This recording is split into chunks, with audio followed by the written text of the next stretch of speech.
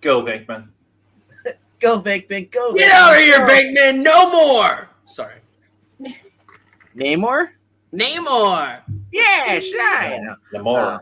What is going on, guys? I hope, and women that it may be in the chat watching.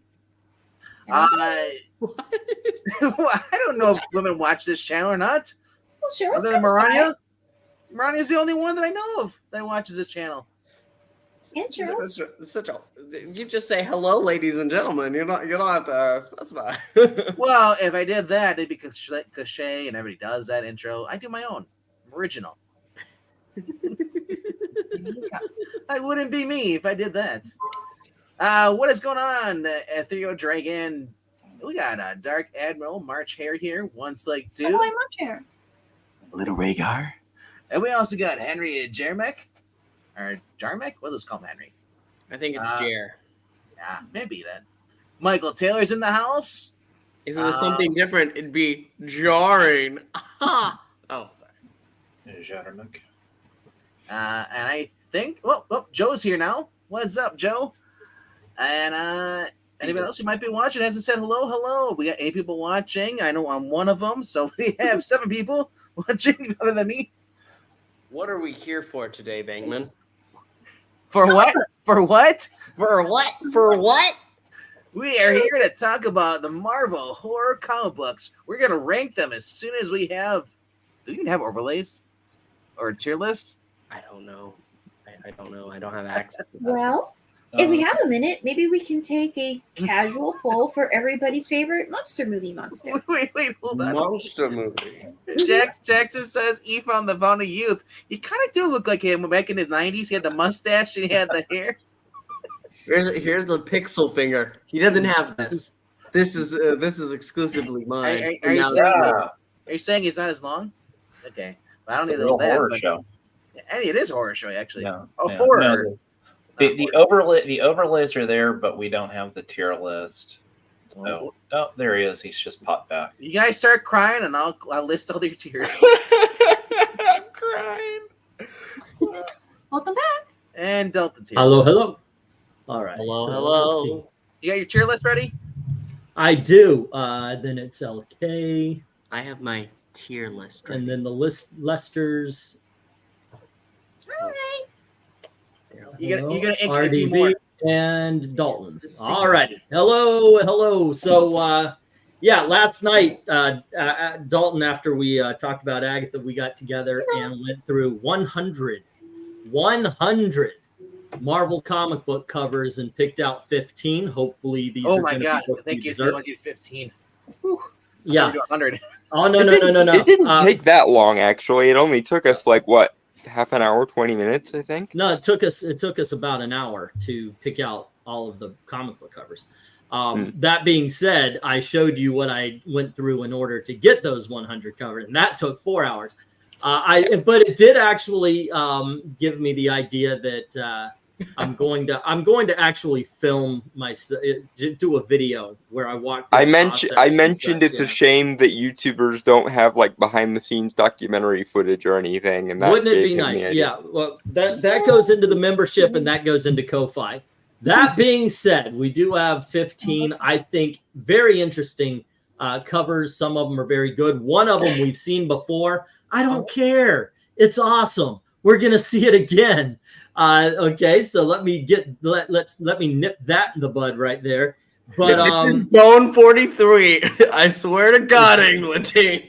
Well, that would have been in the Independence, but yes, that's an awesome cover too, mother. All right, but here's the thing. Also, it's kind of funny because there were hundreds of covers from all eras of Marvel comic history with all the horror covers. There's some really brilliant covers in every era, but as we whittled it down, there's nothing past 1980.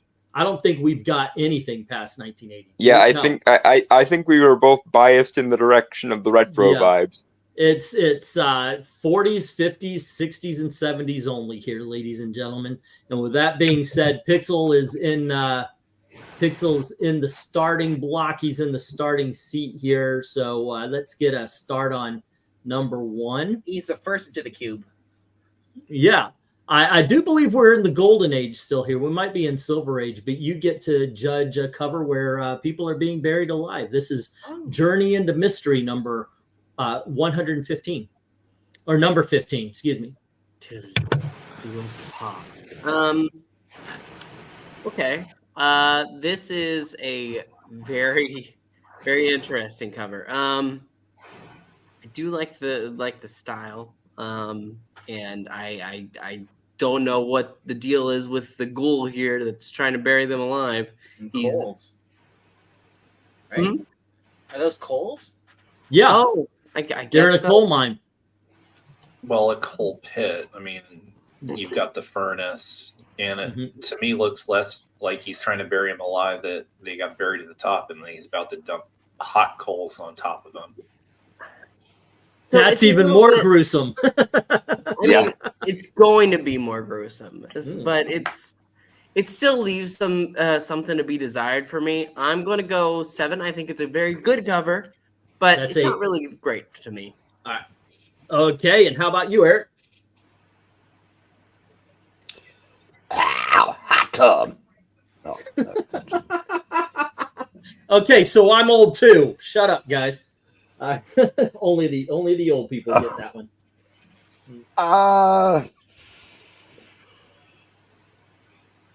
You know, I guess there's 3 people in there, and the one guy just has got buried underneath the coals or something. Yeah. That's their hands holding together. Yeah. And I guess when you die with awesome hair, it's the last to go.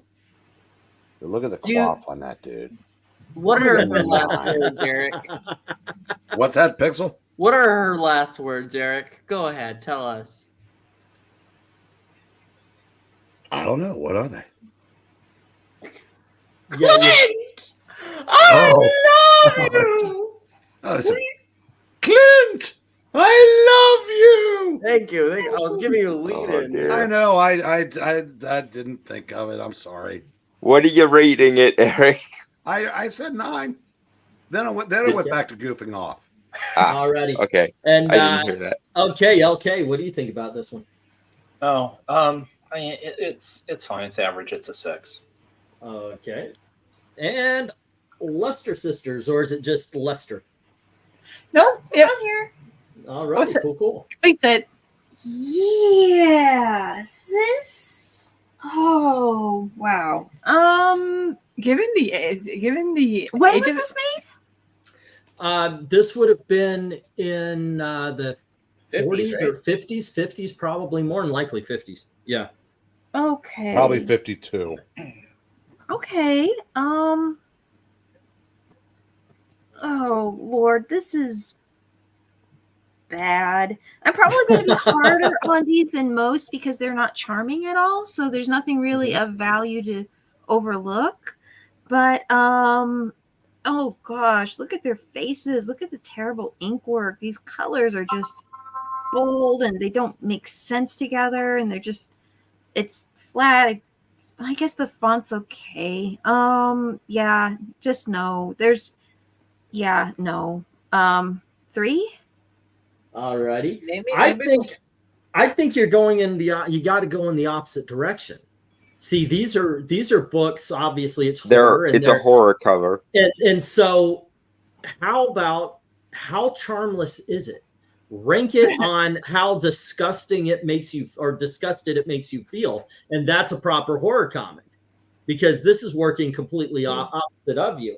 So, also, this is a good way for you to retain your positive nature. A book that truly makes you disgusted would be a better book for a horror comic than it would be otherwise. Judge it on how well it's accomplishing the goal that the artist probably had for it, I guess, is the best way of putting it. Also, and that way you remain a positive person. Also, Amy. Yeah. Maybe it's a heavy ink. Maybe it's because they're in a charcoal room, so everything looks much worse. Who knows? How about? Oh, go ahead.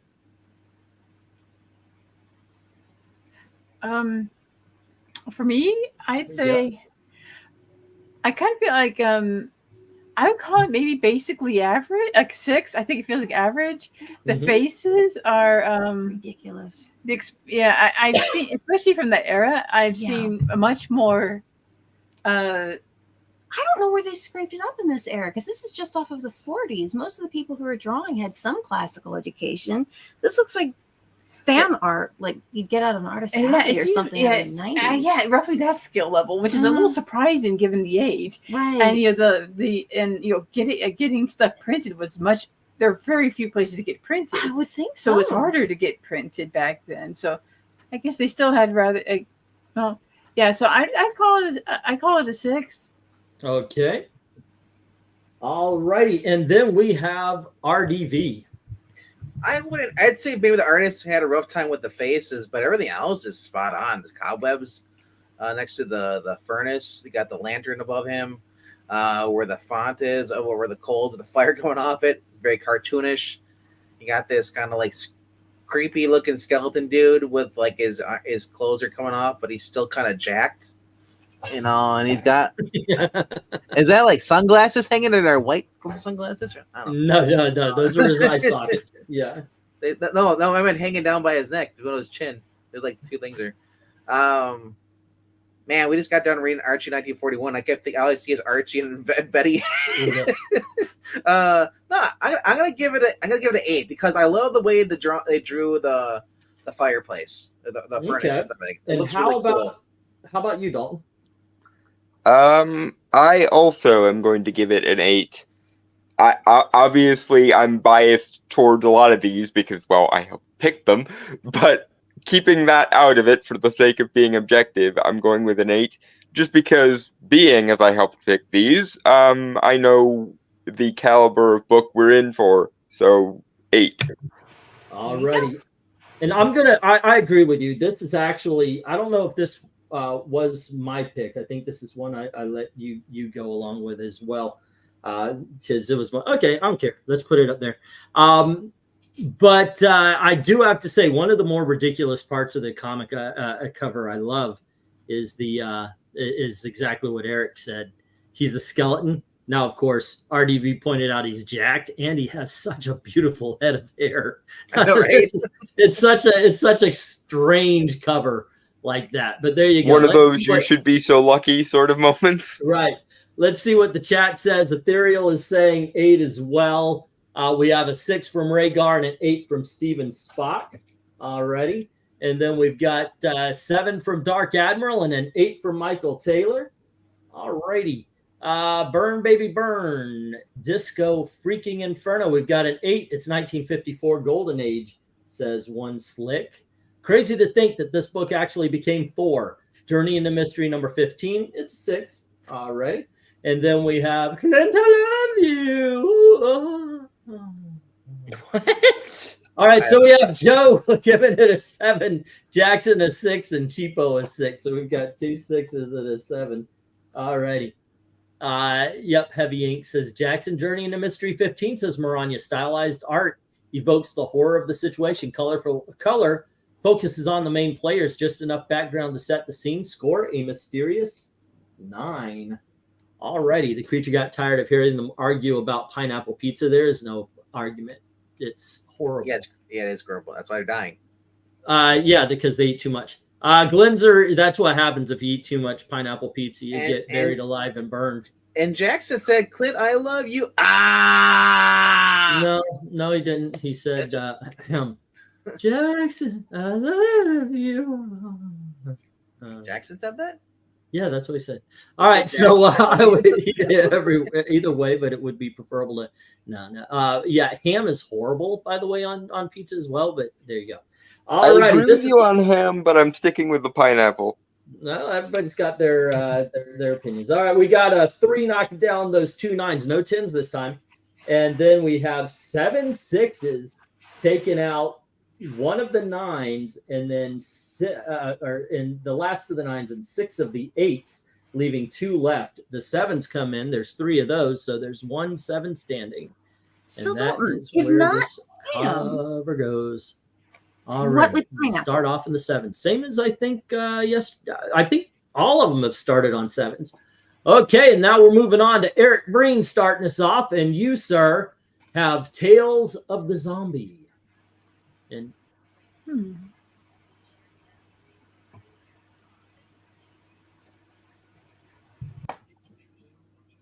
Well, I think if there's any problem with this cover, is it looks a lot like the first one. Yep, because he just dropped. Oh no! Yeah, something. There's okay, the good. It cover. wasn't just on my end. So I think this is excellent. This is definitely a 10. no. Okay, well, just remember that when he comes back, because I'm not keeping track. There he is. Well, yeah, this is the one we wrote to skip, the same character, the zombie guy, right? That's Simon Medallion. Garth. Yeah. all right, and what'd you give it there? 10. Okay, and LK? This reminds me definitely of like a Harris or a Warren type cover, so it's good. I'll give it an 8. All righty, how about the Lesters?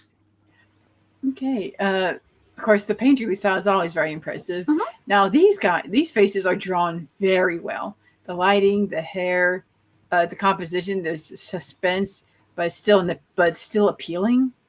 So a good font on the cover, a good title. I like the fonts. I'll give it an 8. All righty, how about you, Amy?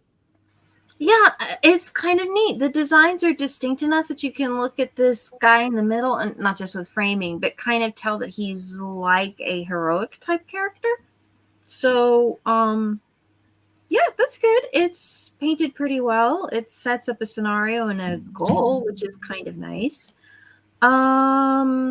Pink dress and striped pants are pretty good. I'll give this I guess a 9. I don't know how much better you could do something like this, but okay. And RDV? I've been staring at the zombie, Simon Garth's face, the hair and the way it's built. Like, this is Savage sort of Conan. What a zombie form. Every time I see it, I cannot. It's Conan. Yeah, the way the face on the girl down, her expression, where their mouth open, her eyes looking to the right, and you see there's bloody blood, so people have already been sacrificed before her, and he shows up and he's like, "Hey, I'm woman." 10. This is fun. All right. Okay, and then we've got the Authenticator. I'm gonna go 9. My only real criticisms here are that the title's a little bit small, and I wish the greens were a little bit more vibrant. So 9. All right, Pixel. This is a 10. This is fantastic. From the poor victim right there in the tribe, and then the zombie coming to stop them. It is thrilling. It's chilling. 10. All righty. yeah, I'm probably not going to find too much more of this good. I think I'll put mine to a 10 too. Same here.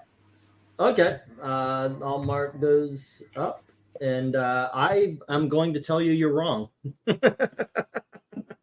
You're going to have quite a few tonight that I think are going to be. Yeah, very I good. can vouch for this because I was there when we decided what order these were going in. We specifically started with the worst ones. Yeah. If this Okay. worse. Okay, so yeah, let's see. Glenzer says 10. Ethereal says 9. Alrighty, and then we have a 7 from Joe, and 10 from Jackson. Next up, we've got a 10 from Steven Spock, and Maranya saying Tales of the Zombie 7, well-rendered cover that tells a story. Damsel in distress, the focus, score a zombie 10. Okie dokie. Yeah, this one I need. What's okay? 10, very, very cool cover. Nice detail, says Michael Taylor. And then we have 10, any chance of it being in the auction? Yeah, if I could get it, yes. But I would have to get it in a condition and such that you guys could afford it. And I mean, you know what I'm saying. It's got to fit in our price range, I think. Cool picture box on the upper left corner. Simon Garth, it's a 10, says Henry. All righty. Rhaegar comes in next with the next score at 10. Okay, we've got Rhaegar with a 10, and you skipped me, says Cheapo, with a 10. Holy shnikes. So we've got 2 10s. 1, 2, and a Tommy Boy reference. All righty. You know what? There's only one way. There's only one way you can make this better. You put Kolchak in the background. Oh, yeah. Okay. All right. Let's see. Since you skipped Eric, does that mean it's officially started? Now that you've gotten that out of the way? Cool. Yes. All right, let's drop the I got it, but here, yes. Okay, so we have 1 7 2 8 or I'm sorry, 1 7 1 8 and 2 9s fighting against 14 10s. So we got our first 10 of the top night, it goes. ladies and gentlemen. Yeah. Yes. We got 14 10, so it's an 8. Yeah. Okay, so let's move on, and we are on to cover number 3, which is LK's. LK, you've got Chamber of Darkness from the 1970s, maybe 1970s, maybe 60s, as a matter of fact. This is issue number 5. Okay. Yeah, this is just a normal. Yeah. Is this Kirby? I don't know. Yeah. I just some of the fire just looks a little crackly in the way the Kirby shape, Crackle. Nope. the way the shape of some of the heads are. It's I mean it's interesting. You know, good terror on the one gentleman's face. You know, you've got the monster or whatever this is doing his best Kitty Pryde impression. Nice artwork on the wall. I'll give it an 8. Okay, and then we move to the Lester sisters. Hi.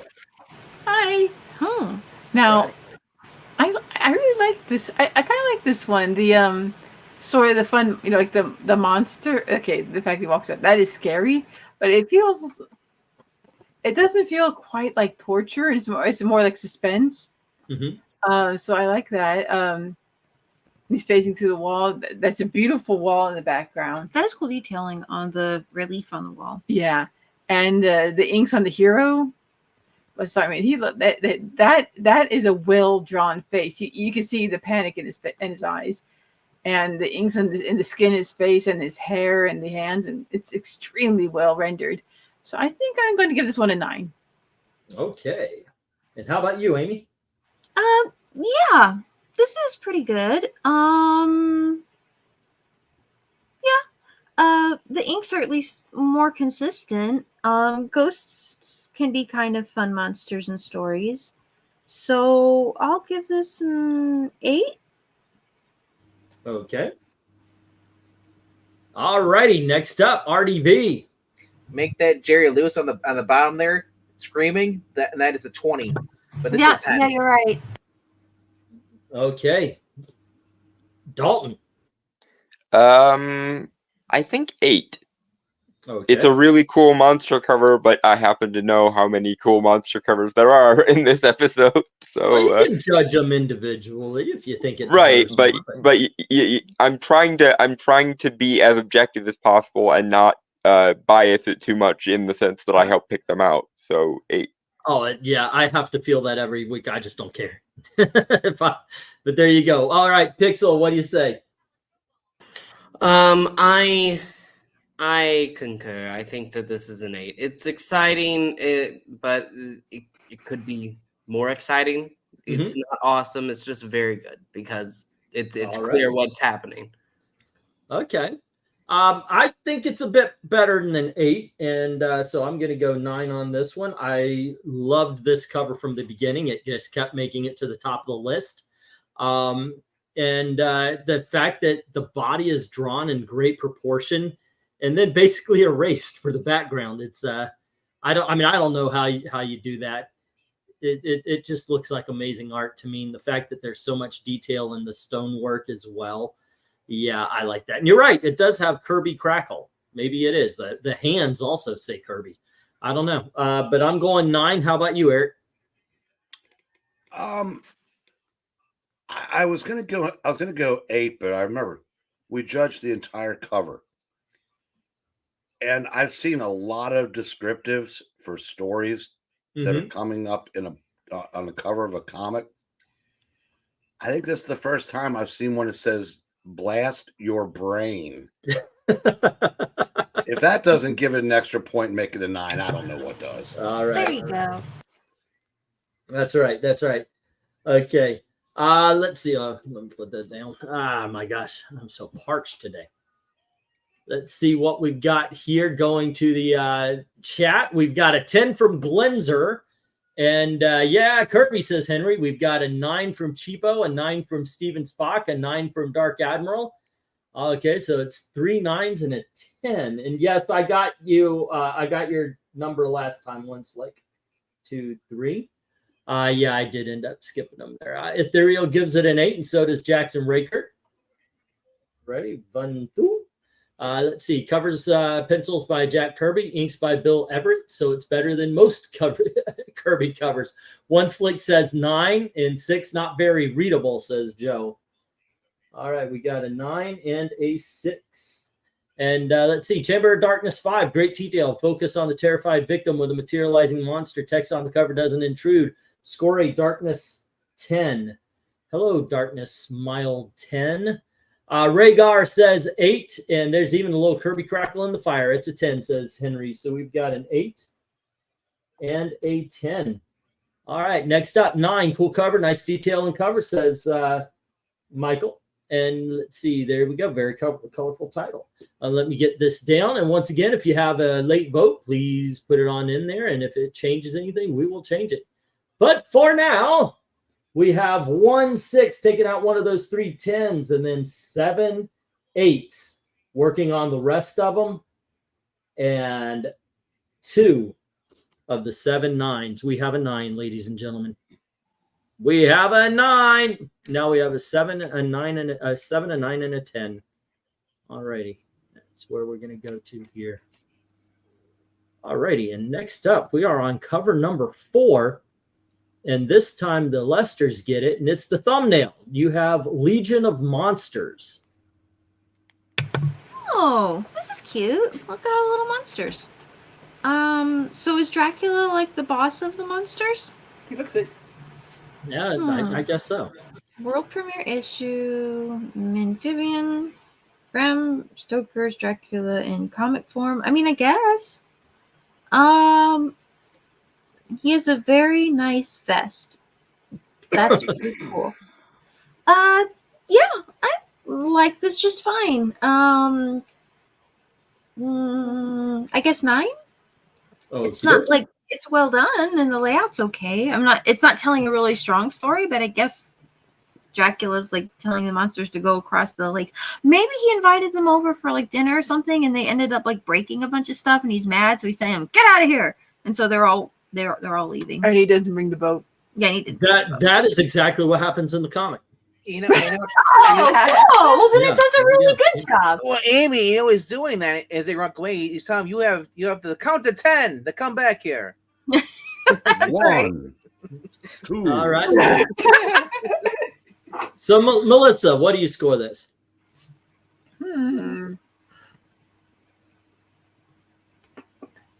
I was kind of leaning a little more toward 8 initially. It's like some of the faces that compared to some of the other books aren't rendered quite as well. But the painterly style is definitely excellent. I like the design on the fish dude here. That is And fun. Dracula's really selling the whole "I'm Dracula," so he's like really Yeah, he's rocking being Dracula. And apparently my synopsis was correct, so I guess they did a better job defining it. Okay, I'll give it another point for that. I'll Okay, give it 9? a 10. Okay. Yeah, okay. 10? I'll give And it. how, You can, how about I you, give it a 9. Melissa? Yeah.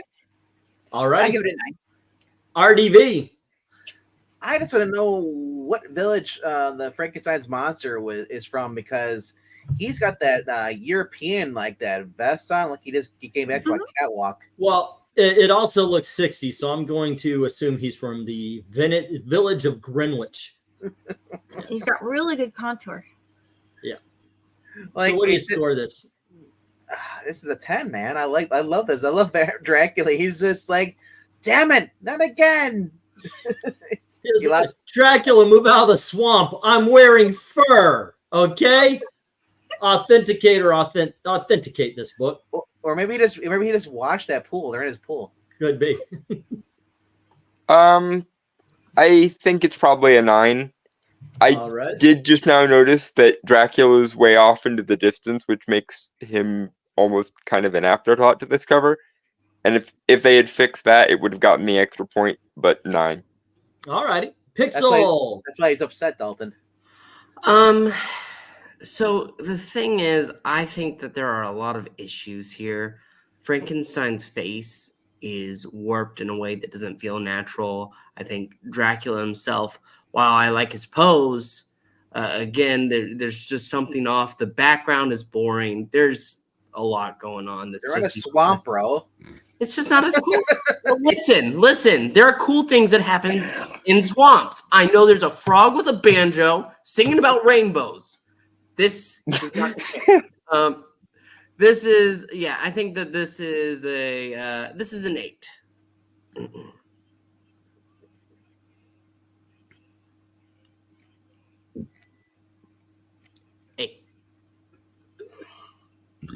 Is he gone again? Well, while we're losing, Yeah.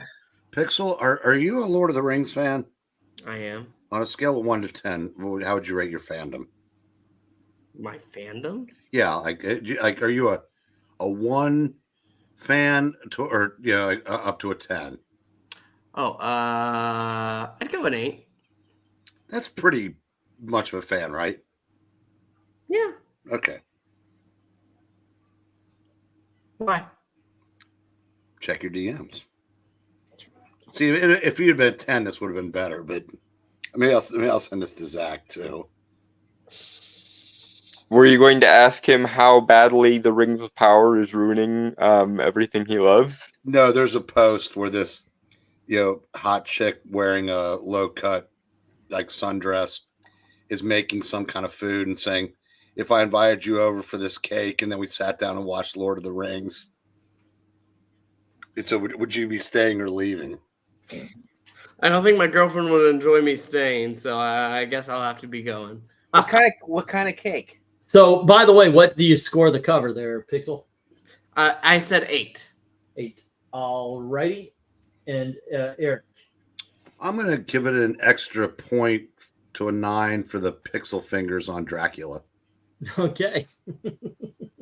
Fair enough. Alrighty, and I'm going 9 on this as well. Neil Adams, okay, rocks on. Ethereal says 10, Glenzer says 10, and One Slick says 10 for the Neil Adams cover. Steven Spock says 10, and Dark Admiral says 10. Cheapo says 10. So that's 6 10s. 1, 2, 3, 4, 5, and 6. Let's see, 5. 5 from Rhaegar. 7, 6, 5. Alrighty. And then we have great Neil Adams cover, says Henry. Give it a 10. And we've got 10. Everything about this cover is fantastic, says Michael. And then Jackson Roykirk says 10. So let's go 1 and 2. I need to know what's going on in this magazine. Do they have a falling out? Well, Jackson says he wants to read Amy's stories. Joe says 7. And then we have Legion of Monsters, Legion of Monsters, number 1, all but Werewolf and Mummy of the Universal Monsters on the cover. Very well rendered. Just enough background to set the scene. Score Legion 10, says Maranya. If Amy wrote the Legion of Monsters, would they be monster boats at all? Or would this be like, just pressing wildflowers and hanging out? Well, they would be monsters at a dinner party, and it would probably be very whimsical. And I feel like Amy would be a good person to call if you wanted to reboot the Monsters. Oh, there you go. Oh, that would be a fun project. Bad Comic says 10, and we have an 8 from LK because I skipped them, I guess. Sorry about that, brother. Alrighty. Let's see. We've got 1 5 taking on one of the 10s here. Okay, 1 5, 1 7, 2 8s, and then 4 9s. And that's 8 taking on the 14 10s. Ladies and gentlemen, our second 10 of the night. Alrighty, Origin cool of the Amphibian, Kermit the Frog. Right? Does that make him a comic frog? So is that the Creature of the Black Lagoon or the Amphibian on the cover? I would assume it's their Creature of the Black Lagoon because they're Universal Monsters. That being said, let's get the start for what are we on? We're on number 5. And we had a little bit of dispute. You're going to see the reject, but this was the one we settled on. This was Dalton's pick for Tomb of Dracula. This is RDV's turn to start us off, and this is issue number 48. Ah, yes, Christopher Lee. Lady Hannibal King and against the minions of hell. The minions of hell, yeah. Banana. They like roasted banana. I think it's kind of cool. I like this cover. I love the title, font, and everything. You know, he's got some nasty looking hands, but he's a vampire. They're supposed to be weird looking hands like that, really far apart. I'm gonna go 9 on it. All right, we got a 9 in Dalton. I am giving this a 10. I saved this one, and I am still glad that I saved it. All right, you want to tell why you thought this deserved to be saved?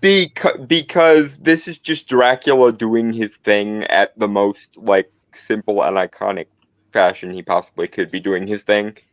And All it's like initially, I think we were set to get rid of both Tombs of Dracula, and then I broke up for this one. I think. What happened. That both the Tomb of Draculas went into the reject pile, and you pulled this one out. Pixel. I would have kept the other one. This one I'm not a big fan of. I can appreciate the artistic quality. The damsel looks stunning, but there's something in Dracula's face. Is it the Vincent Price mustache? That does not help either. And I love Vincent Price, but that's not helping. It's like Christopher Lee with a Vincent Price mustache. That's an insult to Christopher Lee. Is it his widow's peak being blown up into kind of a faux hawk? I mean, that too. There's issues with it. It's just, and his eyes do not look like, there's so many problems. You know what it is? They're trying to make him far too batty instead of, making him still resemble somewhat of his human appearance, even with the fangs. I think that this is I'm going to go 6. All righty. Maybe he just needs the feeds and it'll clear up, okay? Okay, and Eric. I kind of agree with the professor. This is a very good cover. For all the reasons why have been stated before. But if you're gonna do a cover with just basically a close-up headshot of the title character, and that character has fangs, I would maybe try to make them match. Thank you. Look how much farther the left one is away from his lower 2 fangs. He's got bangly fangs. Well, yeah, because he's snarling, and I assume he's about to take a big bite out of the woman's neck there. Nah, that's it's good excuse. I don't buy it. Hold on, let me stop it before it starts. Dalton, I've been there. I've gotten offended. I've gotten angry. Don't take it personal. It's not your. I'm not taking it personal. Okay, I'm just responding to the criticism. No, I'm trying to do that now. I'm trying to snog. No, because that would make it tougher to bite. So that's it. It's still an 8. It's still really cool because, like I said, I have this particular issue. I always thought it was really cool. But the fangs have been bothering me since 15 years before Dalton was born. And it still is. All righty, LK. This covers a 9. All righty. And then the Lesters. I kind of feel like it 8. I like the way, kind of the general wavy feeling of like his cloak and the backdrop. The sticking out, the fangs sticking out is distracting. The lady looks pretty decent though, and the inking and mood's interesting. So a lot of it went right too. So I think I'll give it an 8. Do you know how hard it is to get a dentist appointment in the middle of the night? Yeah, actually, you make a valid point there. I would not want that gig. That would be pretty hard. It sucks. Okay. How about you, Amy? Didn't do it. Yes. Yes, I am Amy. Yeah. This drawing has problems. I mean, at its base, it looks like it was just kind of gestured in. His head doesn't seem to be clearly connected to his neck or shoulders. And they have a lot of material there and these swishing lines in the background, which I think are just supposed to all kind of make that disappear. But his hand isn't quite right the way it's attached to his wrist. And you're not quite sure from looking at it where his arm and shoulder would end up. And the female figure is... she's got issues. As a gesture drawing, a quick gesture drawing, it probably works, but it just didn't finish It couldn't okay. handle the finishing. Yeah. Like her shoulders are, they seem to, and she doesn't have like her shoulders like it's round off right almost at the end of her neck. My gosh. Right. I just noticed that the black part around his head, that's a mullet. So does that make it a little better? I don't know. It's like Nicolas Cage with longer hair. But it's fine. It's kind of a classic Dracula thing, and the line or like the inks have some decent hatching in it, so I think I could give it a 7. Alrighty. And let's see. 7 is good, right? Yes. Yes, okay. 7 is good. Yeah. And RDV started us off, and let's see. Oops, where are we? Here we are. 7 already. 1, 2, 3, 4, 5, 6, 7. 1, 2, 3, 4, 5, 6. Alrighty, cool. 1, 2, 3, 4, 5, 6, 7, 8, 9, 10. And I'm looking at it. I'm gonna give it an 8 as well. All right, let's go to the chat and see how what they thought of Tomb of Dracula number 48. We have a 10 from Glenzer. You have to place Legion cover. Oh, okay. Thank you. I'll do that right after this as well. We have a 10 from Glenzer and an 8 from Steven Spock. Alrighty. And then we have, let's see, Rhaegar says 6, Ethereal says 7, and Dark Admiral says 8, and Bad Comic says 9. So we start at 6. We've got a 6, a 7, an 8, and a 9. Alrighty. 10 from Michael Taylor saying very cool cover and very nice colors. Alrighty, next up is Marani, Tomb of Dracula 48. Dracula about to put the bite on a damsel. Simple, effective, sells the book. Score it, a Dracula 10. Nice Gene Colan cover. Give it an 8, says Henry. Alrighty, I will. Let's see, 8 Dracula with a receding hairline and his one tooth is too far to the side. Give it an 8. And there you go. Wait a minute, Eric. You're the professor. Fangs for pointing out the mistakes, says Cheapo. Oh, I'm sorry. Fangs for pointing out the mistakes. Stop it before Dalton has a bone to pick with you. Ha, ha, ha. And, Black Spiders is here, giving this as a 6. You got Cheapo's 7? Did I not? Did I pass that up? Yeah, you did after Dracula. Okay, Cheapo says 7. All right. And then we have, let's see. Black Spider. Legion of Monsters gets a 7, says Black Spider. Alrighty. And let's see what else. Journey in the Mystery gets a 6. Alrighty. And let's see. Drop mine to an 8, says Michael. Alrighty, I will. And let's see. Oh my God, the comic code stamp is half inch too far to the left. Terrible cover, says Glenzer. Halloween month. Yep, I see some people are wearing an ugly mask already. I'm the only one visible, you mother. You said get. Wait, if that's a mask, my camera's working too. It's fine. Wait, but you're covered by the comic. Wait, he's wearing a mask all year long, kind of like how Marani has a Christmas tree that never dies. Gosh, I love doing this. This is the kind of thing that makes me that makes me like this job. All right, let's see. Any more? Nope, that's it. LK put up the stop, so let's rank these covers here, and we'll start off with the Legion. Apparently, I forgot. No, I thought I put the Legion to the 10s, right? Wasn't it like 1910s? I can't see anything you do on there. Yeah, I put the Legion to the 10s. So that one was taken care of. So let's take care of this one.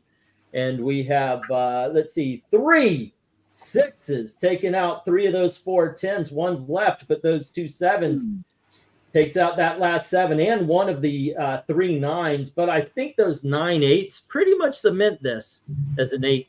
Alrighty, let's grab that cover here, and we will go on. I believe that was that was me. That did that was RDV. So the next one up is Dalton. Dalton, which one do you get to start off with? You get Chamber of Chills, or the one we kept calling the Maze. This is Chamber of Chills number 9. And then multiplying. I give this a 9. It's a really cool cover, but honestly, at times it almost looks like it might have too many things going on. Okay. We got a 9 from Dalton. How about you, Professor Pixel? I almost feel bad for giving Tomb 6. I probably should have given it a 7 because this is a 6. All right. The Maze is, I don't know. It's just not doing it for me. The looming eyes are drawn well. If it's a goblin just staring down at him, or a witch or something like that, but it's not clear enough. It looks like Godzilla. Dang, couldn't wait till my turn. Let me say that. This Great is lines. Gojira. Gojira. What do you think, Eric? I think Pixel needs glasses. Pixel's He wears glasses, I do believe. I think he needs thicker ones. He needs X-ray specs from Hyde Street. You were just agreeing with me. Yeah, well, I guess I didn't spend as much time gazing into your eyes as I. Anyway, this is actually, if you had picked up Cryptology number 1, like VENKMAN and myself, yep, you'd know that this is basically a redo of a cover of Mystic. And although I like the eyes in the original cover better, instead of just one dude, they were replaced by a panicked couple, which I think makes this better. So even though I said the Godzilla looking through kind of looks weird, I'm going to say 9. All righty. And how about you, LK? Yeah. Just real quick, Eric, you watching the Syracuse UNLV game? Actually, Oh God, they're sports ball. Well, no, it's just I bring it up because it just had a wild blocked punt that I've never seen a punt go 30 yards backwards. Oh no! And if I knew what a punt was, that might make sense, but I don't. So Yeah, it that's doesn't. okay. what channel is that one on? I forgot. FS1. A punt is a last-ditch effort football play where only the center gets to try to slap the opponent's quarterback on the ass, and if he does, they lose 10 yards. Yeah, something like that. As to this cover, it's average. It's a 6. All right. Yeah, And let's see. Michigan State. Melissa and Amy. Hi. Let's see. Well, this is kind of exciting. It's like you can keep your hand on the left wall and you'll get out. That's true. But he doesn't seem to be following that rule very well. He just seems to be going, yeah, this way, no, that way, no, this way. Like, you need to be more methodical about this, dude. This is an interesting piece. It's kind of kitschy, right? But it's still kind of fun in a way. And there's, like, what is that? Godzilla or that size, maybe? Would it be baby Godzilla at that size or normal Godzilla at that size? Godzuki, I believe his name was. Godzuki? Okay, so Godzuki then. I don't know. It's kind of fun. I kind of like it. I think I'll give it a 9. All righty. And next up, RDV. You know, Eric, anybody who bought that Mystic one is probably pissed getting this one because you'd have paid 10 cents more for this. I know. All right? I mean, at Crazy. least they threw in Archie and Betty in In there. the hand. No, but But it is. yeah, I'm looking right now, guys. I like Breen. No, we both got the Cryptology magazine. I'm looking at both covers now, and it is pretty cool for homage. That's a very cool article too, by the way. Yeah. Tons of covers. To the left of that Chills, the little like corner box thing there. I like that. That's kind of cool. Yeah, it looks like the Godzilla freaking 70s cartoon, what it was, Godzuki. Yeah. That's what it looks like. But it says I was the man in the maze. He is the maze runner. So I'm gonna give it a 9. I like this. It's cool. Because I want to know are they shrunk down or are they normal size and that thing's just freaking Godzilla? Right. Or Melissa, before I actually officially skip you, what do you think? Oops. She kind of figured she was skipped, so she went to put away some snacks. So I will let her know that you thought of her. That was really right. Oh my gosh. Now everyone's been skipped except for Amy. There you go. Black Spiders says 7. Glinzer and Dark Admiral say 10s. And Steven Spock say 8. So we've got a 7, 8, 2 10s. 7, 8, and 2 10s. Let's see. Next up, we have Rhaegar giving it a 7, and Henry giving it a 6, and Jackson Rakirk giving it a 6. So we've got 2 6s. You know, and a 7. actually, looking at the cover though, it looks like they're actually walking in water. A little bit. Or it could be mist. It does a little bit. Yeah, I can see what you're saying there. And Joe gives it a 6. Should have had the monsters in the distance at the end of the maze instead of in a box. Those eyes could be seen in the face. It's an improvement over the Mystic cover. All right. Are there more grades after Glinzer's after Joe's 6? Okay, I want to see this Mystic cover. What is that? We're getting there. Oh, okay. It's all new Mystic Tales number 41. Is the original one. Okay, for some reason, SteamYard is not showing me all of the cut. There we go. Okay, it bounced in. What's SteamYard? Let's see. 6 should have had got that one. 10, Englandine, I agree. Godzilla's watching, says Michael Taylor. Ethereal says 9. Alrighty. And next up, we have 7. The guy is drawn badly, and he's holding the wrong hand on the girl. Yeah. All right, and that's a 7. And then we have 6 from Cheapo Comics. And next up, the maze is not rendered very well. Maranya, Chamber of Chills, number 9, creepy alien creature. Watching the terrified humans in the maze. Twilight Zone vibes for sure. Color sets the mood and focuses. Score a chilling 10. All right, next up, we have The Stop. And I did get yours, Cheapo. All right, let's... And Jackson, it is. It just came out on this Wednesday. It's the very first issue of tomorrow's new book. Okay, so let's see. We've got 6 6s taking out all 4 10s and 2 of the 6 9s. And then we've got 3 7s taking all but 1 of the 9s. But that 1 8 brings it down. And this is an 8. All righty. Dun, dun. And let's do one more before we go to the poll for the evening. Alrighty, and this is the one I start off, and it is Haunt of Horror, Volume 1, Number 1. Bum, bum, bum. Alrighty, let's see. We've got what looks like Death featuring Conjure Wife by Fritz Lieber. Okay. But looks like we've got Death. I like the fire in the eyes. Well painted. And it looks like demons are being dragged into his fire pit. I love the blue color, the way it kind of sails up. I think I'm giving this a 9. I like this. Pixel, what do you think? I think. Give me a second. You know, I am going to go. I want to go 9-2. I think the bewitching conjured wife there with the demons. It's done very well. Death itself or whatever is supposed to be back there, done very well. The background could be a little better, but it's still awesome enough that you're like, okay, this goes ahead. Yeah. So 9. All righty. And Eric, what do you think? 2 things. Number 1, you're right, LK. I have never seen anything like that in my life. They have players on the field are looking for the ball. Yeah. Oh my gosh. So I blocked a punt and it went 40 yards backwards into the end zone for a touchdown. Yeah. I'm going to give us a 10. I think this is one of those that's digest size.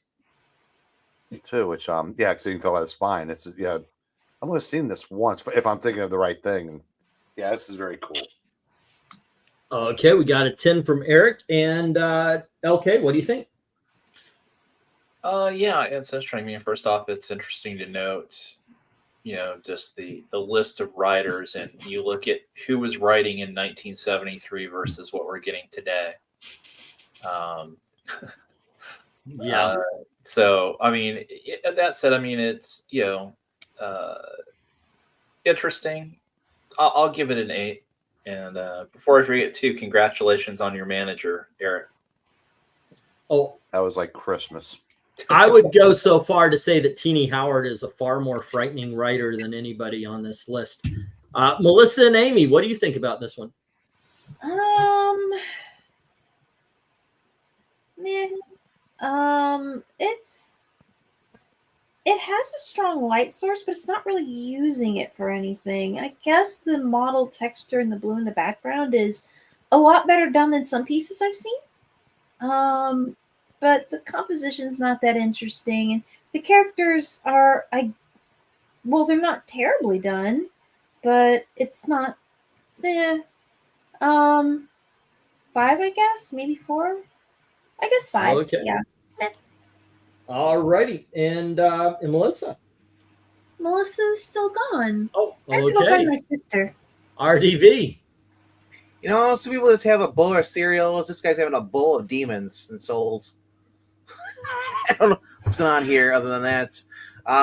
He's trying to conjure a wife to get a sandwich, apparently. Robert E. Howard. Now, was he alive in the 70s, or was he already gone out the door? No, he'd been dead since 36. Okay, that's what I was. Yeah, he died young. Yeah, he killed himself at age 30. Wow. I did not know that until just now. We don't see we use the word unalive. Okay, he unalived himself. Okay, thank you. He canceled his subscription to Living. He had a massive body of work, though. It wouldn't surprise me if he had some. Imagine if he had lived to like a ripe old age, like 80 or 90, how much more prolific he would have ended up. Yeah, I mean, he died in 1936, and here he was still cranking out stories in 1973. Right? It's like he's like the Jimi Hendrix of writers. Jeez. So I'm gonna say the skeleton's not my biggest. I'm not the biggest fan of the skeleton. But I do like the creatures kind of going in there stuff. It's like, you know, I kind of want to know what's going on because we apparently that first one looks like Alice Cooper jumping in there with the girl, and I want to see how he conjures a wife. I mean, what's dating like back then? Go 9 on this. All righty, we got a 9. Dalton, what do you think? I am also gonna go a 9 on this. It's just, I mean, you've got death there sucking up souls. I took that blue to be the moon in the background, but I'm looking at it closer now, and I don't think it is. But I thought it was a rendering of the moon, and the blue saturation is cool. The red and yellow text box is really interesting. I wish it would be slightly larger though, but small details. 9. Okay, and let's see what the chat says. Glenzer starts us off with a 10. Great Gray Morrow cover, says Henry, giving it a 10. Steven Spot gives it a 10. Chapo Comics gives it a 10. Michael Taylor says 10. Fantastic cover, art, and detail.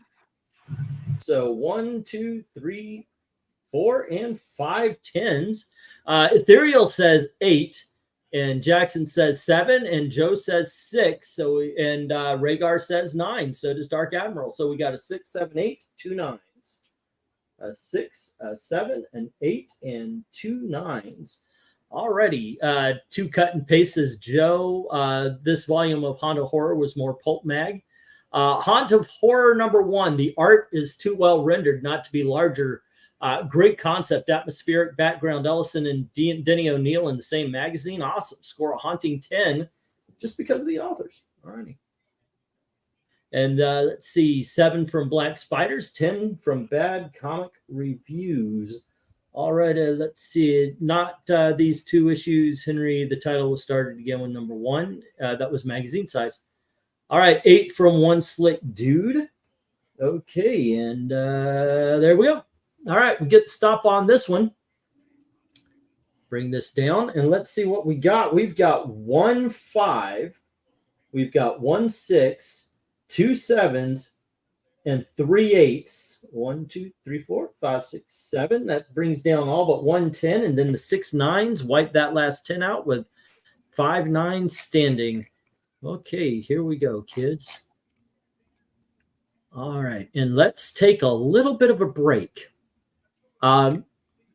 We've got the Vault of Horror there. How about how about we think of some horror magazines that came out? Eric, do you have one, or LK? No. VENKMAN, what's the recent one? Countess something or other. Vampiress Carmilla. Yeah, Vampiress Carmilla. Are there enough covers to do a? There are now, yeah. Yeah. Okay. Let's see. I want to type in creepy. Let's see. We've got. What do you think, Garrett? Do you have one? Well, there aren't a whole hell of a lot. And Dracula Lives. There's enough to at least do one there. Dracula Lives. Mm-hmm. There's 12 issues in 12 or 13 issues in an annual. Alrighty. I'm trying to think, is there any other magazines? Well, other than Creepy, Eerie, and Vampirella, and then there's the new ones like Creeps before James Warren bitched and they changed the name. Shudder, I think, has gotten to have enough by now. But how about we put in Eerie? And then there we go. Poll is started, ladies and gentlemen. Alrighty, don't forget to go on over and vote for which one you would like to see us rank. Some interesting covers from a couple of them anyway, that I remember. So, all right. So bad. That being said, we will get this show back on the road. And since I did the last one, we're back to Pixel. Pixel, Hi. this one was in from the very beginning because it's a Marvel comic during the Atlas times where we actually see a person melt. Okay. Okay. I'm keeping that in mind. All right. And for some reason, it didn't pop up. Let me try that again. Yeah, we saw it. No, I see it. I'm Yeah, it keeping popped in up. mind. I'm thinking. I'm so sorry. I have to Get go. it? 6. I see it. I have to go 6. It's just not speaking to me. There's like, even with him melting, it's not enough to go ahead and. All righty. Yeah. We got a 6 from Pixel. And how about you, Eric? now, was he with that woman, or was he on his way over to strangle that woman? Are the eyes saving her?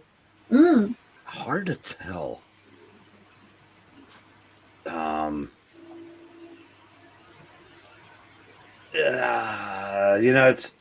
I like it. It's a neat cover, and I'm taking and I take into account that this is Joe Maneely, who I said if he hadn't fallen in front of a train, we may not have an MCU today. But that's neither here nor there as it pertains to this cover, which I'm going to give a 9 to.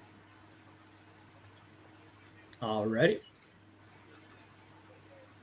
And I'm still not seeing the cover myself. Okay, what do you think? It really gives off some zine vibes. I'm gonna give it a 7. All righty. Okay. 7. All righty, and next up we have the sisters. Hello. Hi. I'm not even gonna bother looking at that. All righty. So- By the way, this is the only cover that gets this gross. Okay. Yeah. Well, then it's the only cover that's getting it. Maybe I should just skip. All right. Forfeit. Melissa, what do you think? I didn't really get that long to look at it because we switched tabs too fast. But I'm gonna guess it's probably about average. So maybe if I go like a 7. Look it on your phone. All righty. And RDB. It's like melted toffee. I know, right? The color they chose for this. So Marvel did, even in their Atlas days, they did not do too many covers like this. This was really a standout. yeah. Should have had all that chocolate in his pocket. He wouldn't be melted like that. Yeah, I'd go with Eric. You know, like, is this a bad guy or is this her husband? And did he cheat somebody and now it's fate, or is some demon in his fate can pay for it? It is weird though. It's like a giant gorilla looking over the eyeballs. Yeah, they use a lot of big monster eyes in some of these. Yeah. The font astonishing on an angle like that. Terror Tales in the Nights. I'm gonna go with 10 on this. All right. Because it's not too gory, but it stands out though. Okay. And Dalton, this is the cover that you would not let die. Yeah. This might be my favorite cover of the night. I'm going a 10 on this. Just the like retro pulpy vibes and the eye beams and the astonish. It screams like 1950s like sci-fi horror movie to me, and I love it. So 10. Okay. And I dig on this one as well. I'm going 9 though. It is awesome. The woman's face is a little off for me. Let's see what the chat. I know, right? Black Spider and Joe both say 8, so let's mark that down. And then we have a 10 from Glenzer and a 10 from Steven Spock. And then we have 6. Melting is the only good part, says Jackson. All right. And then we've got, let's see, 8 from Bad Comic Reviews and a 6 from Ethereal Dragon and a 10 from Rhaegar. So we got a 6, an 8, and a 10. 6, 8, 10. And let's see, 10 from Dark Admiral. This is an iconic cover for horror comic fans. All right, he gives it a 10. Okay. And we've got, had a hard time deciding between creepy and eerie. Went with eerie. Hey, me too. Joe Manilli, let's see, on the fence with this one. Give it a 7, says Cheapo. All right. And we've got 10, very cool cover, nice colors, will do. And Maranya saying, astonishing number 30, pre-code gore for gore's sake, well-rendered color, effectively used, score an astonishing 10. And 7, art is okay, but it's rather random and without context. All right. And let's see, anybody after? Yes. Oh, nope. Okie dokie. I like how you said there's something off with her face, but like, at least you still got it. That is true. He doesn't. So where's that put her? Okay, so we've got 3 6s taking out 3 of those 8 10s, and then we've got 4 7s taking all but 1 of those 10s. The 3 8s take the last 10 and all both of the 9s, and this is an And girls, 8. it is safe to look All right. again. It's safe. Oh. I don't know if they're waiting for a word. Well, sorry, this what? is he No. says it's safe to look again. Oh, okay, 'Cause- that's good. Thank you. Yeah, it is Eric's turn again, and we're going to go to the Golden Age, I believe, and this is Menace, issue number 1, with 1 head too many.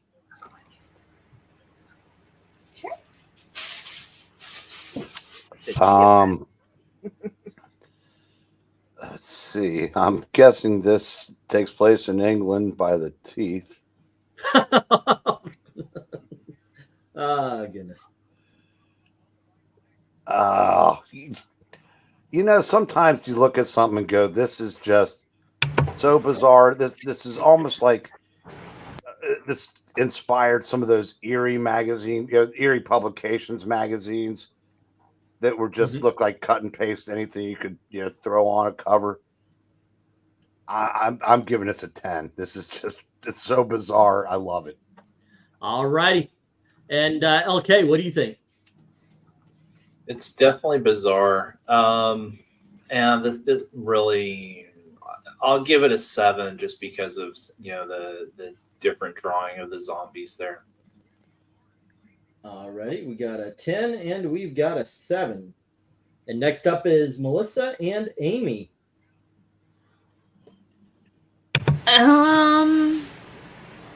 Yeah, it's Something. yeah, I guess. It kind of looks like some of those prints you see of like old Japanese monsters. But, oh my gosh, that guy's face though. Amy. Yeah. Did you ever go on the old Maelstrom ride? Maelstrom? Disappear. The Norway yeah. ride. Yeah, sure. That's what these remind me of. I can see that. Yeah, kind of like uh-oh, that's not good. I'm okay. Yeah, I think so. Let's make sure one of the cats aren't getting themselves nearly dead here. You behave yourself. That's mostly dead. They're fine. They got it lives. Okay.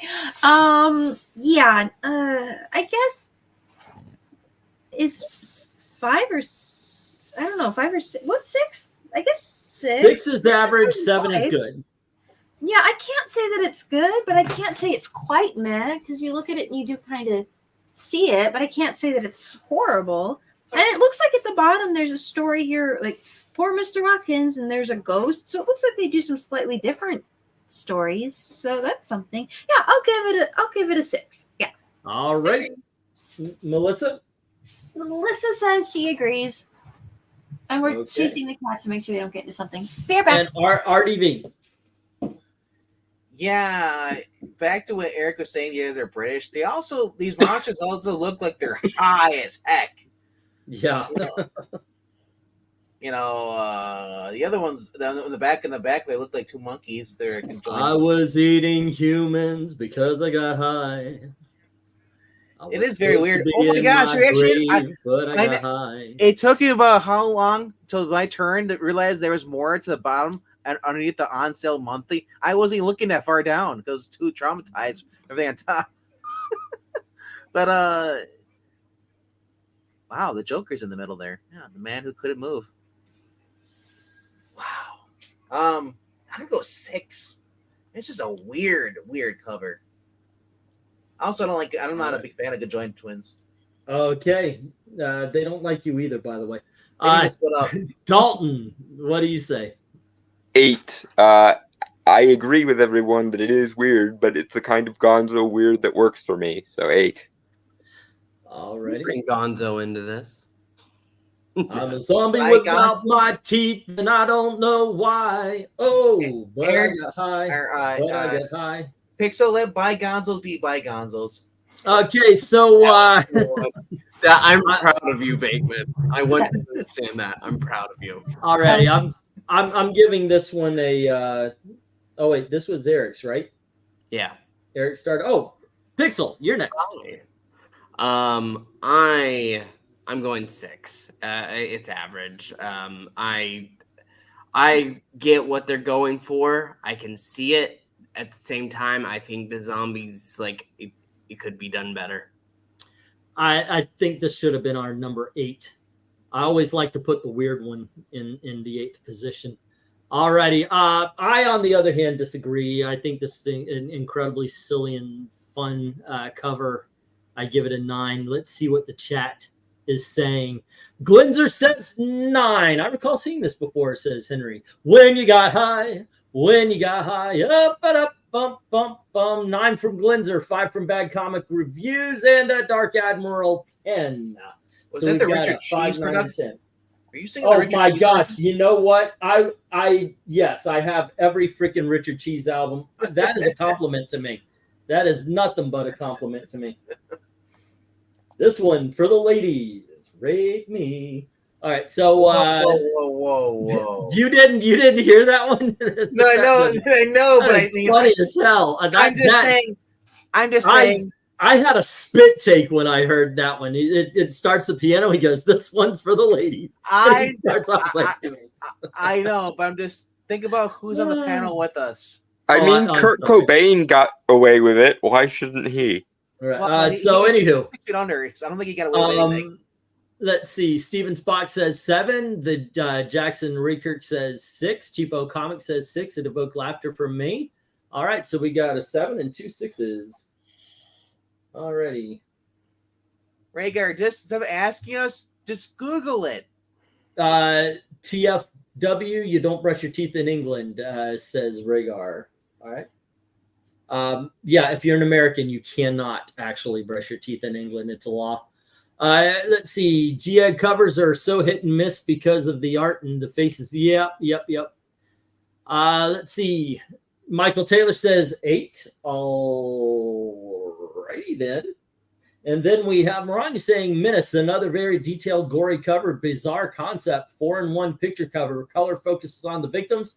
Detail set scene. Score a missing 10. Alrighty. 5 from Ethereal, says Ethereal.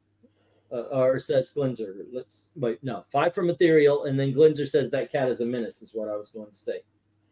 Let's see. Don't forget to bring a towel, says Cheapo. Menace is a 6 from Henry. Already. And next up, we've got 8. That's cool, says Joe. Alrighty. And let's see. LOL Ingentine. Yep. Funny guy. 8 pretty rare comics, says one slick dude. I'm glad we could bring this to you. Serious. Who's Richard Cheese? Singer who basically turns any rock and roll song into a lounge kind of thing. Yeah. Low grade copies go for 3,000. Why? Wasn't insulty. I was enjoying it. Wait, what? Let's see. Is that it?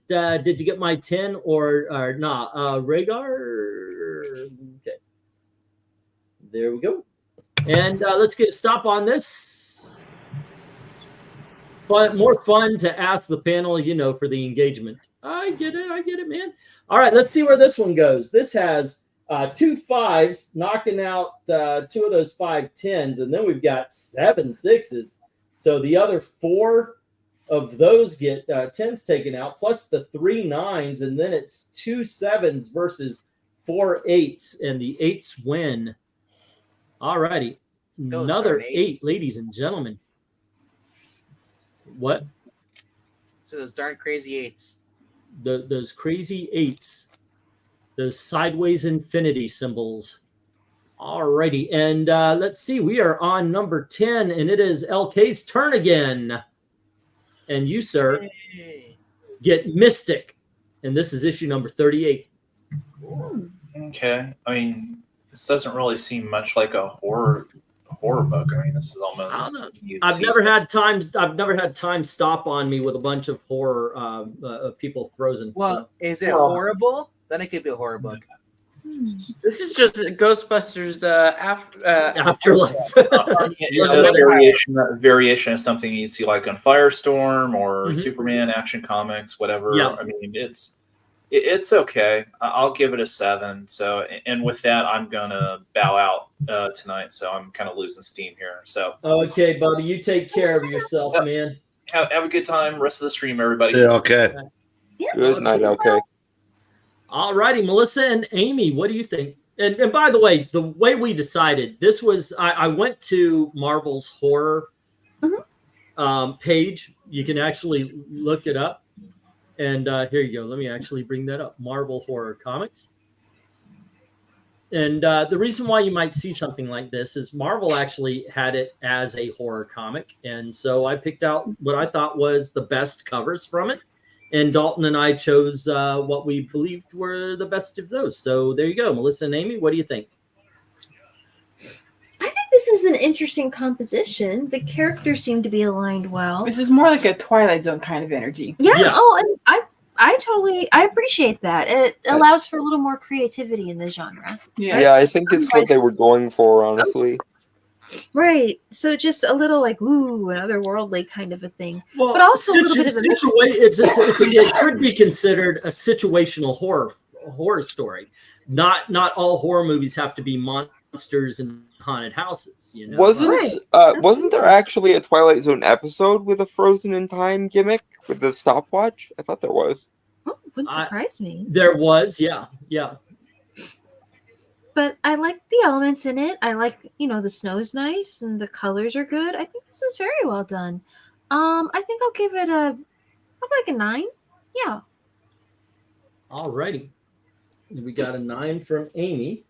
And how about Melissa? 9. Yeah, also 9. Okay. It's very good. All righty. Dalton?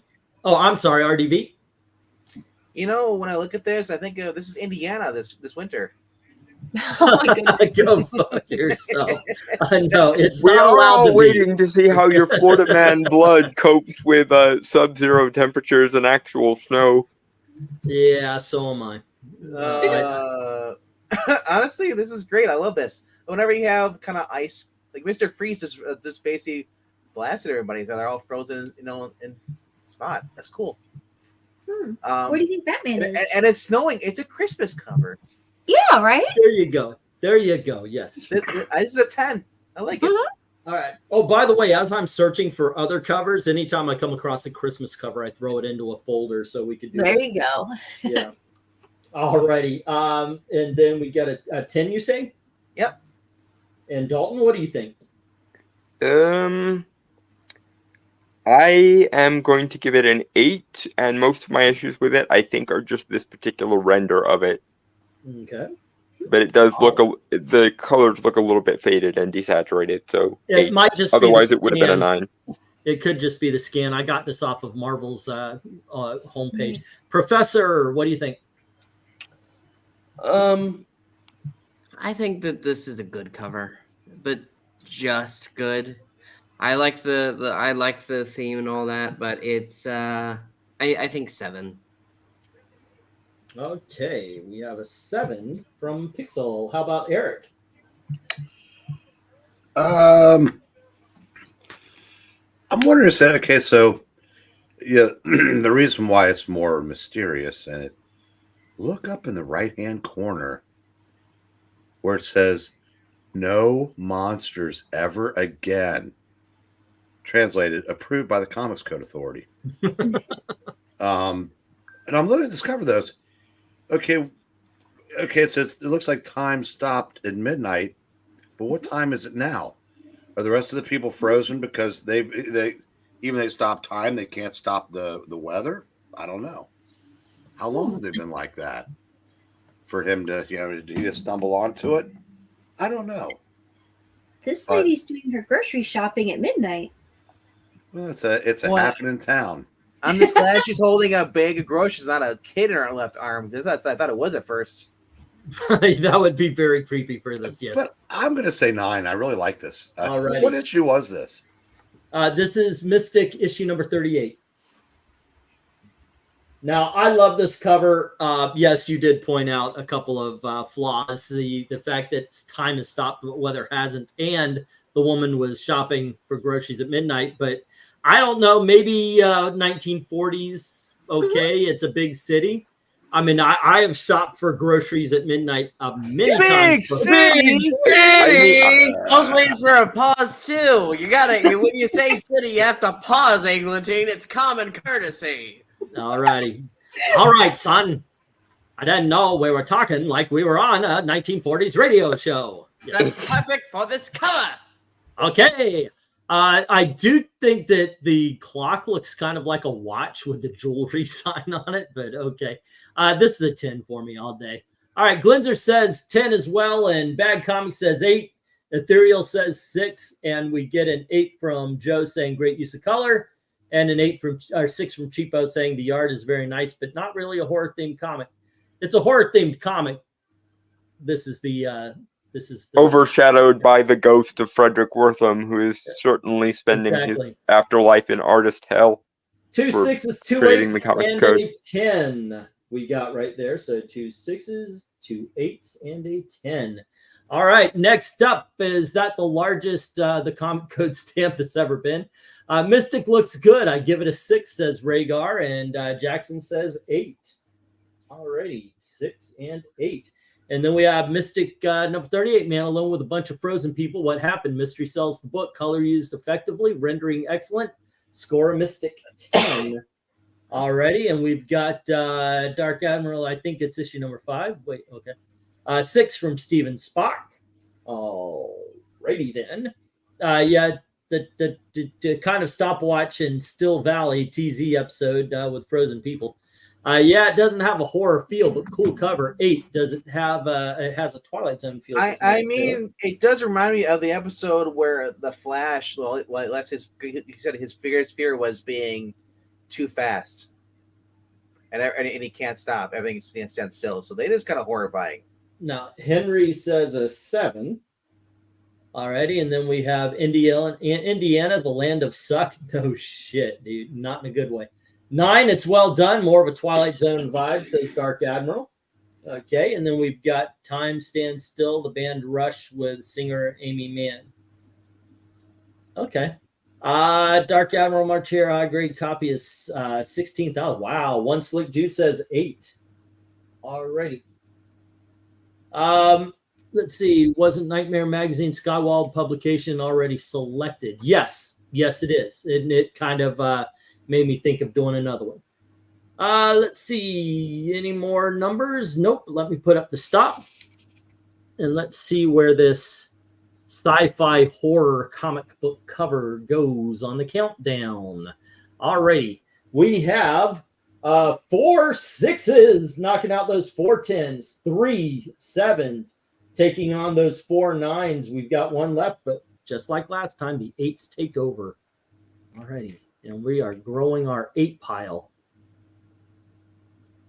Okay, let's see. Will we get another 9? Will we get a third 10? I do believe so, but we are moving on to number 11, and that was whose book was that? That was LK starting this off, so it is the Lester sisters again, and you've got Uncanny Tales number 18. Looks. Poor guy. What a weird. It's weird to think that Batman's not anywhere there. There's got to be Batman someplace, right? Mhm. Okay. Yeah, with a clock king coming in. There's so many bats. Chris Cornwell is about to drop him off. Ooh, nice. Oh, good. Cliff. Good job, Chris Cornwell. Cliff, not Chris. Unless you mean his son. That would be funny. Oh, that's funny. This is why you don't make an Asian woman mad. You will be tied to a clock with an X on the hour or the minute hand. How do you know I she's would Asian? ask how you know that, but then I remembered your Thailand days. So I don't know. It looks more like Archie and Veronica. Yeah. Sorry. I mean, the Bat Lady, I guess, is kind of an interesting character. I feel bad for the guy watching the axe. I mean, it's not good. Yeah, no. I mean, I don't know how big those bats are supposed to be, but if they're anywhere near that city, then those are some pretty massive bats. And hey, maybe they're supposed to turn into Dracula. Oh. Maybe they're the giant fruit bats. Maybe. The environment's got some issues. There's a lot wrong with the perspective and the anatomy, and it's and then I don't think it's particularly charming besides either. So what's 4 3 what's 4? 4 is bad, 3 is very bad. How do you compare those two? Maybe 3 or maybe 4. What do you think? Oh wait, I'm sorry. You can have your own opinion. I was going to go with 6. Oh, okay. In that case, I'll be 4. Alrighty, and RDV, what do you think? So the way that works is when the clock goes at midnight, his head gets chopped. Yes. So what happens? He just leans forward. Yeah, it can't possibly hit him. Like this literally should be a Batman tied up there. He's like lean forward. No. No, he's fine. Well, what happens is he leans forward and she goes, you don't do that. You die now. You die now. I take X. You die now. I kill you. I kill you. That's what she says. Again, I would ask how you knew that, but Thailand was a thing in your backstory. So. I'm just gonna say you say that, and then they kill your channel, and you wonder why. Hey, I've been on the wrong side of that kind of thing. So yeah, you don't want that to happen. You It's mean not the a wrong one-punch side. man situation. No, not at all. No, it's You know, more he- of a fact that it's more of a wow. That person is half my size, and I am very, very If you're frightened. gonna do the bet, commit to the bet and say you were on the Wong side, okay? The one, yes, there you go. Okay, I'm gonna give it honestly, I'm gonna give it a 10 because it's just so absurd. And you get the city in the background, everything. It's just great. The city city in the background. And it's just great. All righty. So how about you, Dalton?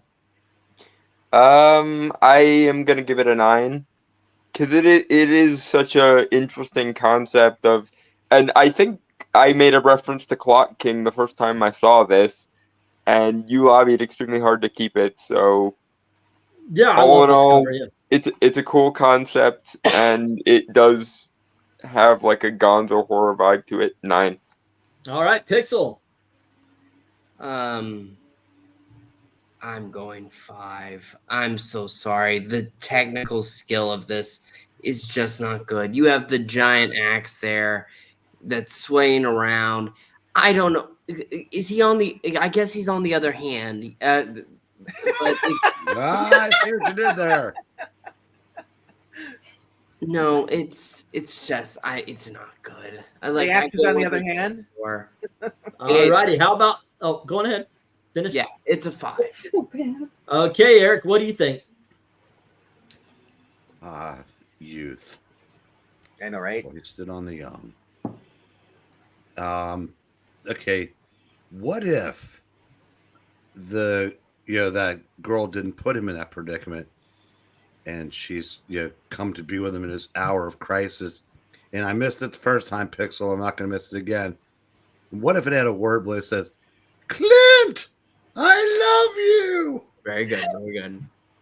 Well, that would automatically make it amazing. See, that's why if I'd gone in front of you, I might have been able to influence your vote.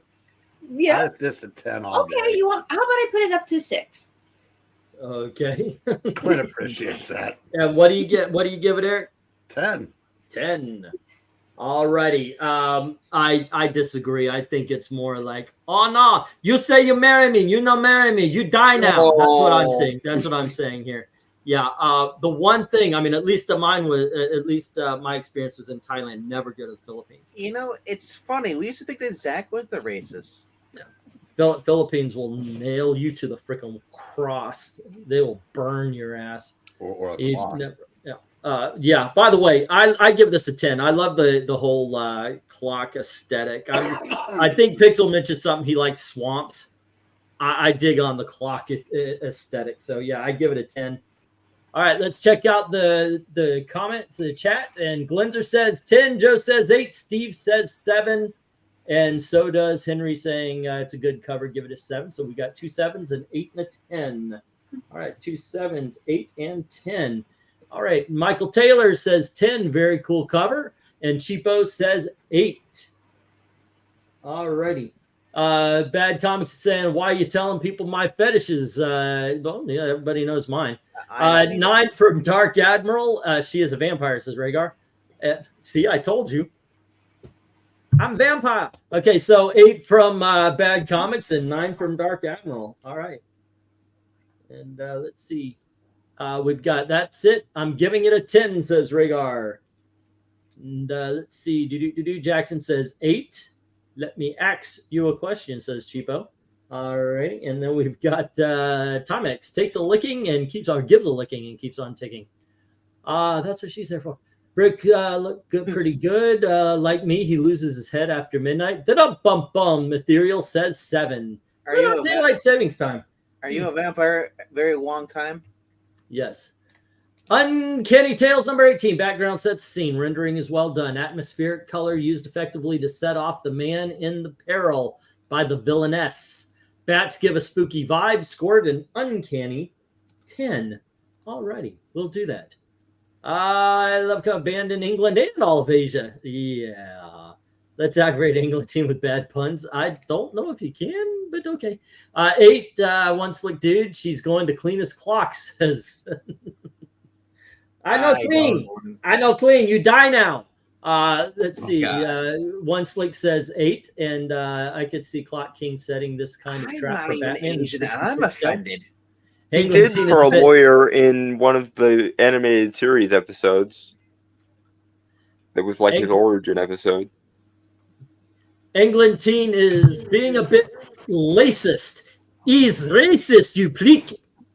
Let's see. It makes sense. They are very Catholic in Philippines. Yes. Me kill you a long time. And there we go. All right. By the way, that Clock King script in 66 was written by Bill Finger, as is most of the good stuff from Batman. All right. Let's get this down and stop. There we go. And alrighty. And let's get this down. Let's see where it goes. We have 1 4, 1 5, and 2 6s, taking out 4 of those 6 10s. There's 2 left, but 3 7s take out the last 10 and one of the 2 9s, and then 5 8s. Man, we are loading up that 8 block. There are a lot of 8s tonight. All righty, which side is this on? It's right over here. And let's bring this up. We are rounding the corner and heading down the last stretch. We only have 1, 2, 3, 4 covers left. Who started that one off? That was LK. That was the Lesters. Now it is RDV's turn with Spellbound, number 26.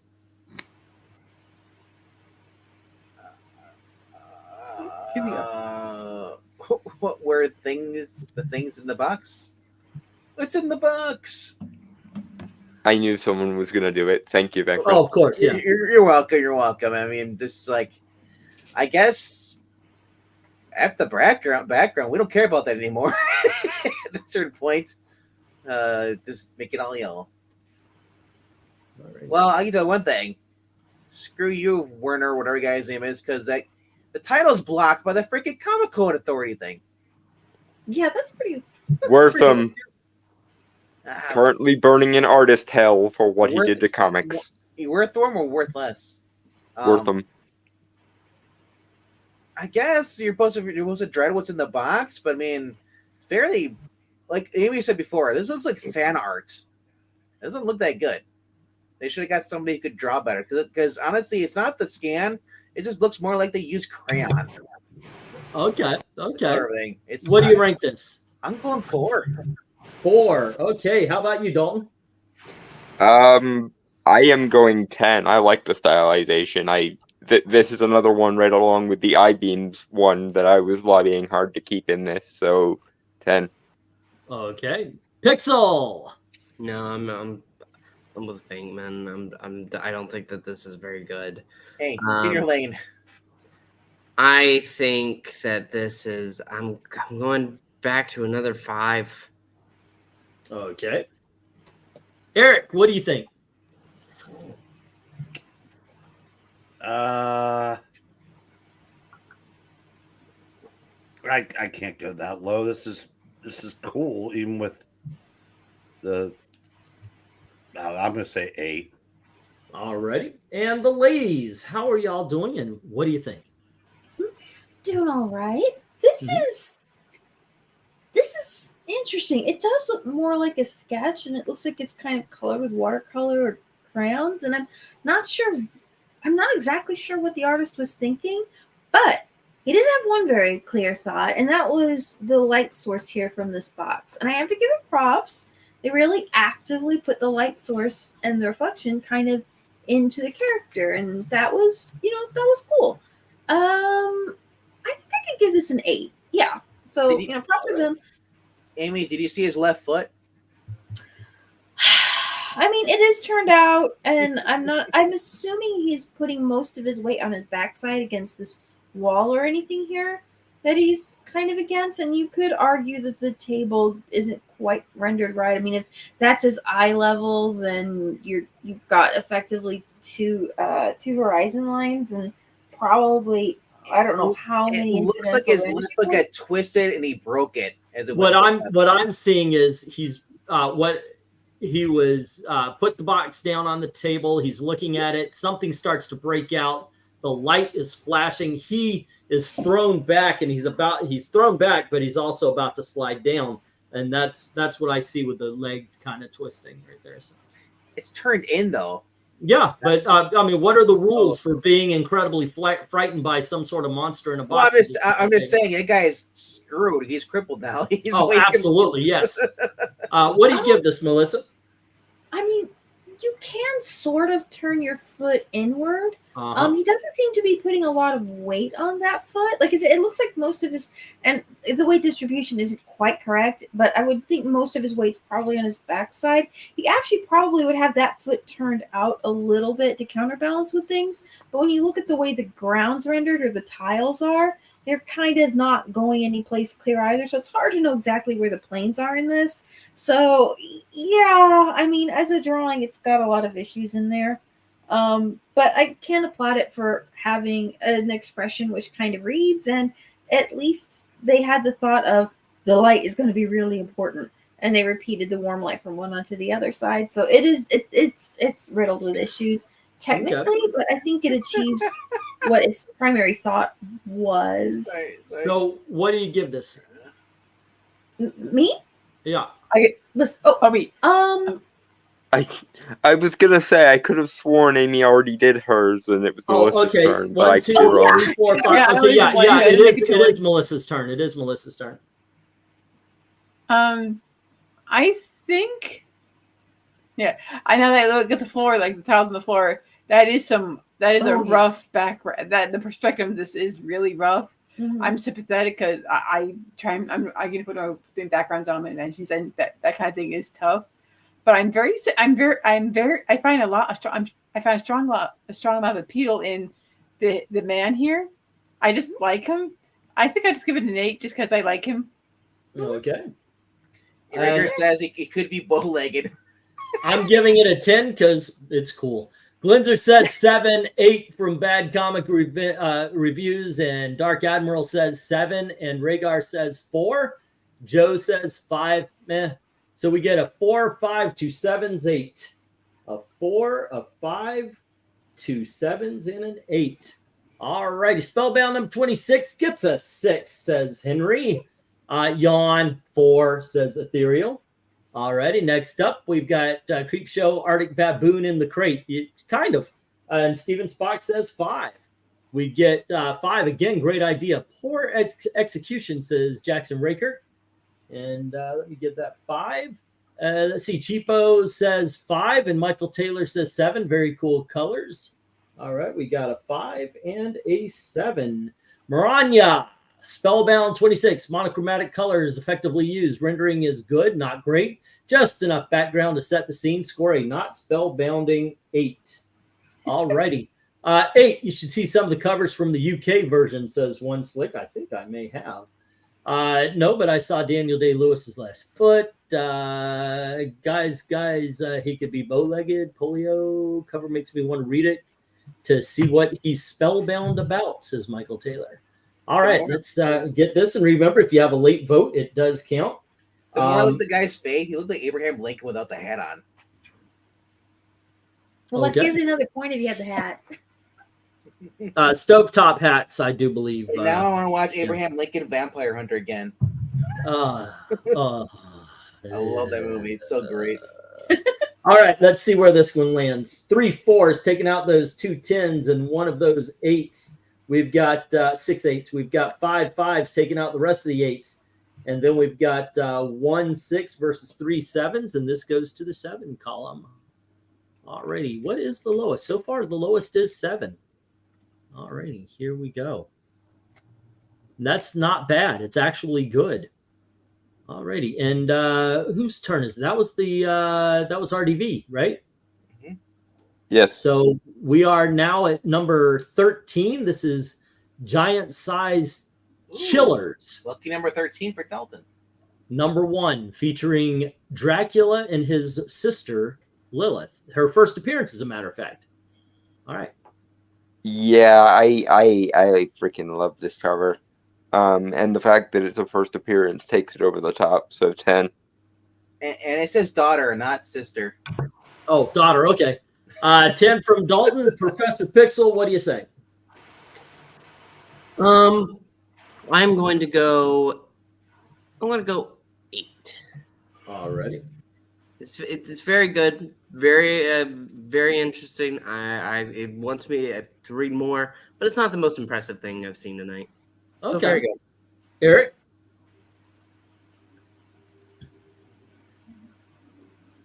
Imagine a world where Eric talks. He's muted? Yeah, he's muted. Yeah. Oh, Mom. I thought, it looks like he's welcoming. Also, your camera's on too, bro. Oh, Yeah. shit. Yeah. I hit the wrong button. It looks like he's welcoming his dear friends to Fantasy Island. Yeah. But it's good, but I'd probably say it's even like really good, so I'll give it an 8. Also, All Eric, right. you have nice shoulders. Shut up, Venkman. All right. Amy and Melissa, what do you think? I think this is pretty well drawn. The layout is nice. You've got the 2 figures here, and it's nice to see a drawing where it kind of agrees where the perspective line is. So I like having the horizon line, like that's where it is. Everything lines up. That's cool.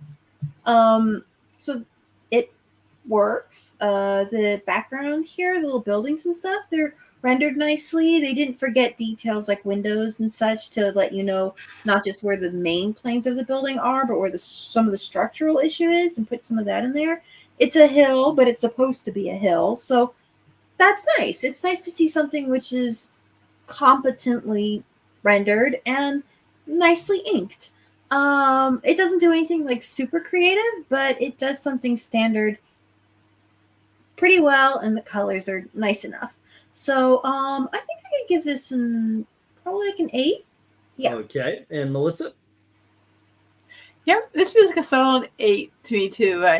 The colors, the ink lines, it just feels fun. Alrighty. And RDB? Now, here's the age difference between me and Eric. Eric went the Fantasy Island. I'm going to Lion King. He's like, what's that over there, Dad? That's the land you may never go over to. Sorry. All right.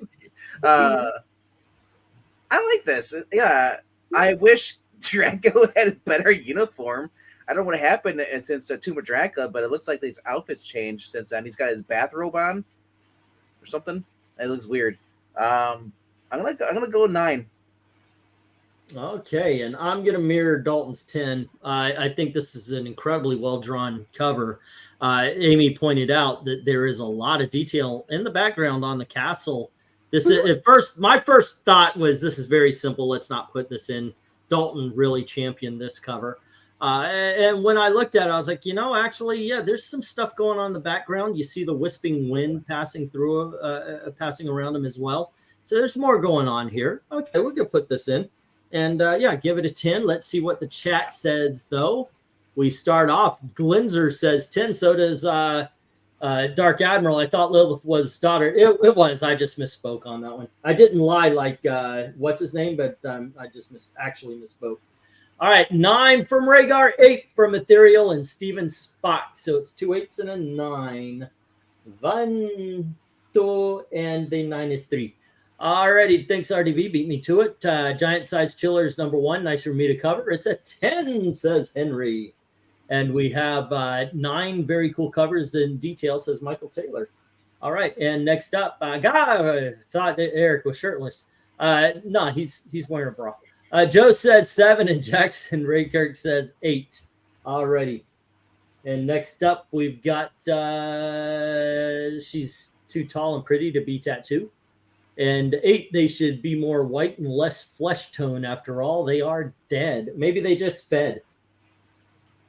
Giant Size Chillers #13. Dracula and his daughter in coordinated outfits. Well rendered. Just enough background to set the scene and atmosphere. Score a daddy-daughter workday 10. Alrighty. Cool. If you have a vote, a late vote, just put it down. I'm It's getting an odd color choice for that gargoyle in the background. Neon green. the neon green. Mhm. Yeah. just trying to create something that separate the layers a little bit. Yeah. Like, All right, we've got 1 7 taking down one of those 6 10s, and then we've got 8 8s, and that takes out the other 5 10s and all 3 9s. So this is an 8 again. God dang, we are really filling up that 8 block. Did you say this was a Ramita cover? Yep. Ah. Well, that would Okay. explain why it was a solid drawing. Okay. There you go. Alrighty, and that was RDV. So- No, I think that one was mine. That one was yours. Yep. Okay, so this one is mine, which I love because of all the covers Dalton championed. This was one I insisted made the top 15.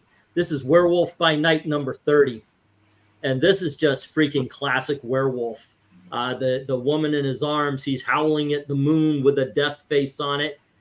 Great freaking art, great freaking colors, excellent in every single way. This is a 10. Easily. Pixel, what do you say? I almost agree. It's a 9. Alright. There is something in Werewolf by Night. I don't know what it is. The face of the werewolf misses something for me. It's just slightly wrong. I love everything about this except for that.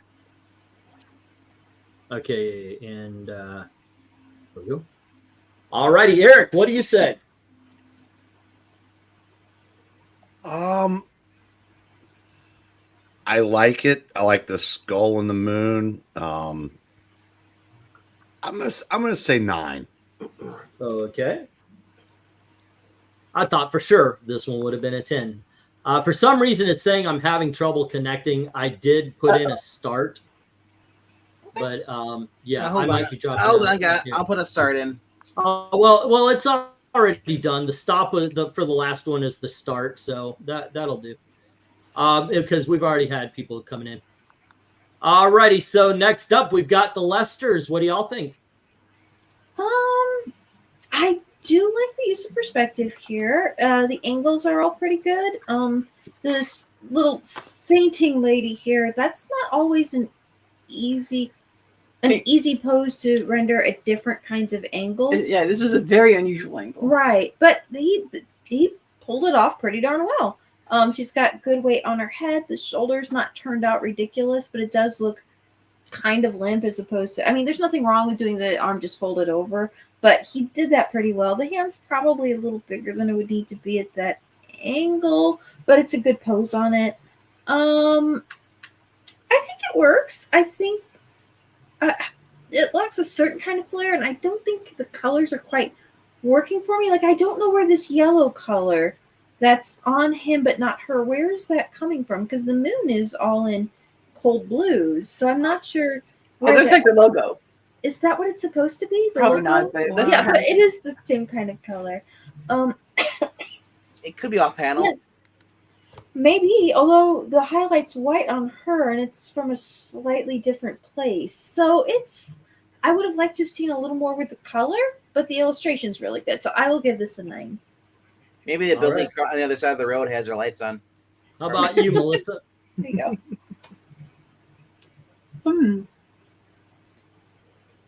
I'll go to 9 too. Okay. And RDV. That moon alone is a 10.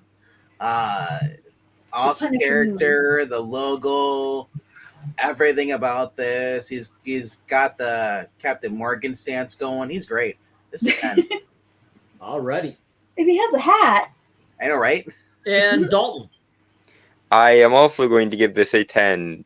This just looks like a iconic Werewolf by Night cover. I don't know if this particular issue is iconic or not, but it has everything you need for a comic like this to work. So 10. Alrighty. Steven Spock agrees with a 10, and so does Dark Admiral and Michael Taylor, saying everything about this cover is fantastic. So we get 3 more 10s. 1, 2, and 3. Let's see. One Slick Dude says 9. Glinzer says 10. Alrighty. And let's see. Werewolf by Night Number 30, simple and effective design of the werewolf with the damsel in distress, atmospheric, symbolic, full moon, just enough background set scene, well rendered. Score a howling 10, says Maranya. Let's see, 7, Moon's cool AF, says Joe.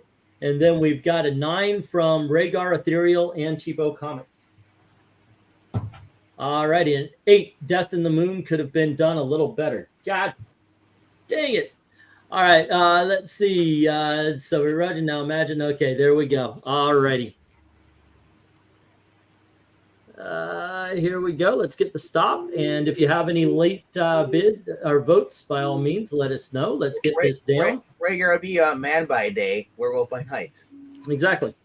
What we have here is 1-7 and 1-8, and 8-9. So we've got taking down those 9-10s. We have 1-9 left standing when all is said and done. All righty. Not a 10, but at least it's not an 8 either. So there we go. Let's move that on up. And we are searching for that last 10, and we only have one cover left, and we're going to give it in the negative hands of Professor Pixel. Wow. So, yeah, you start us off there, sir, with Strange Tales, issue number 52. You brought it back. I did bring this back. No way, I'm living. And Oh, hold up. Henry says I missed 6 10s and a 9. Where did I miss them from? Oh, hold up. It might be in YouTube because I got turned. My thing got turned off a little bit.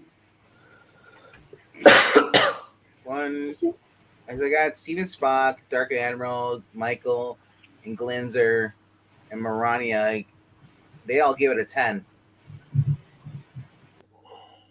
I Yeah, I did. got them. VENKMAN did. I think, yeah, you did. So. Oh, I'm hold not on. sure.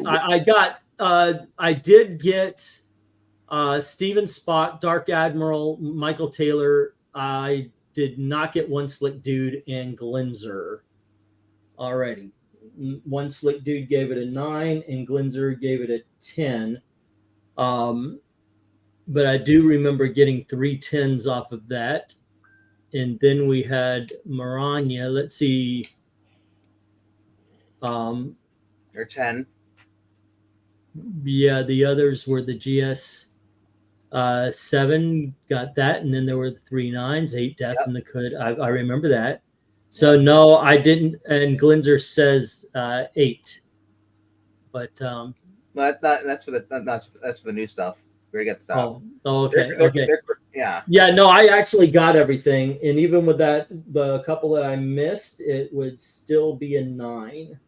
Alrighty, so there we go. It's a very closer 9, but it would be 11 to 10 at this point. Alrighty, that being said, let's go to Professor Pixel. I'm kind of confused by this cover. I guess he's a giant, but why is the street lamp giant as well? No, I think you're going way too literal on this. Maybe the neighborhood's off in the distance. This is a case of somebody who is stalking the neighborhood. He is. It's just that his evil is taking over. You know, that's kind of what I read into it. But I take it as in he's playing Where's Waldo with a tiny city. That's what it looks like. Like the perspective is way off. If the town's supposed to be in the distance, it looks right by. No, it's not. It's his. He's so evil. His shadow looms over the city. Oh, it's not the shadow. Find me. It's hide and seek. What are you talking about? Okay. That's what that's what the cover says. You can't find me. Yes, because oh my goodness gracious. Yes, he is an evil presence, and his evil is flat over the city. It's well, I supposed to be taken literally. But that's not what the cover goes ahead and looks okay, like. What do you think about the art? What do you think about the colors? The art is done well. The colors done well, but that it's good in that respect. So I'm going to go 7 because you can't have somebody that looks like a giant over the city. You can't find me. It's a game of hide and seek. That's what it's implying. Which is interesting. But Yeah, but like he looks like he's a giant there, and it doesn't make sense why a street lamp post would be right there looming over the city. It doesn't look like it has anything to do with It also because of skirting, and it said like it's because you're seeing from a distance how little they are. Yeah, but it doesn't look like it. The perspective is point that it doesn't You look like. need new glasses, bro. But no, you're taking it way too literally. But okay, what do you give this? What do you score it? I'm going to go ahead and give it a 7. Alrighty. My goodness gracious. Okay, how about Eric? Okay, I think this is a fantastic perspective of a man that's right there at the beginning of the panel. You can see it all the way across the street, way in the distance, the neighborhood. I'm giving this a 10. Alrighty. How about you, Lester's?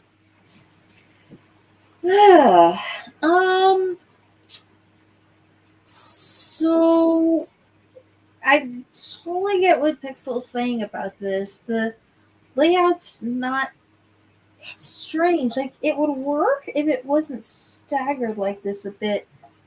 Maybe it's also down a hill. Yeah, I guess it's supposed to. It's strange, and they've got a really strong light source behind him, which makes sense if he's casting a long shadow, but it doesn't affect anything else in the environment. But since I know you don't really want anybody to look at this too strong on a technical level, it's okay. Go on ahead. That's symbolic. Thank you for the word. I couldn't find. It's symbolic. That's the whole point of the cover. How are you going to play a strictly hide and seek game with freaking Gulliver from Gulliver's Travel if you're the Lilliputians? Oh, there he is. It's symbolic. He's evil. His shadow goes across the city and the neighborhood. This isn't supposed to be taken literally. If you read the story, you get that. But if you don't read the story, you get a totally different message from the. I didn't. Well, hey, so you're saying if you grew up on Common Core math? Okay, yeah, a giant is playing hide and seek, standing in front of the only light source, which apparently is giant. Also, let's go with that. All right. Anyway, Amy, go back. Let's give this 5s because you guys just. Oh well, it's a. Calm down. Okay. Amy, okay. speak. There's clocks hanging on. There's melting clocks hanging on, over all these trees. Well, you know what? Clocks don't bend that way. That painting is stupid. I'm about to mute you, sir. Okay. Remember what you said to me about the Dracula cover? I had one counter argument to the Dracula cover. You are going. Rules for thee, not for me. Well, no, it's not the fact. It's not that. It's the fact that sometimes art is not to be taken literally. Oh my God! It's going Wednesday night already. It is. Go on ahead. So, if I were going to try and render something with that idea, I would probably bring the camera angle down a bit lower and try to keep the environment more parallel to it. So you would see the character standing in the foreground and maybe hiding behind a corner of a building or something like that and out of an alleyway, and have his shadow just kind of pour out towards the darkness into the city, and maybe have the light kind of play with that in the foreground a bit more, just to bring the eye closer to the ground and make the viewer's connection with the environment more intimate rather than more distant, and have his shadow seem more intrusive. That would be how I would lay out something like that if I was trying to evoke that idea.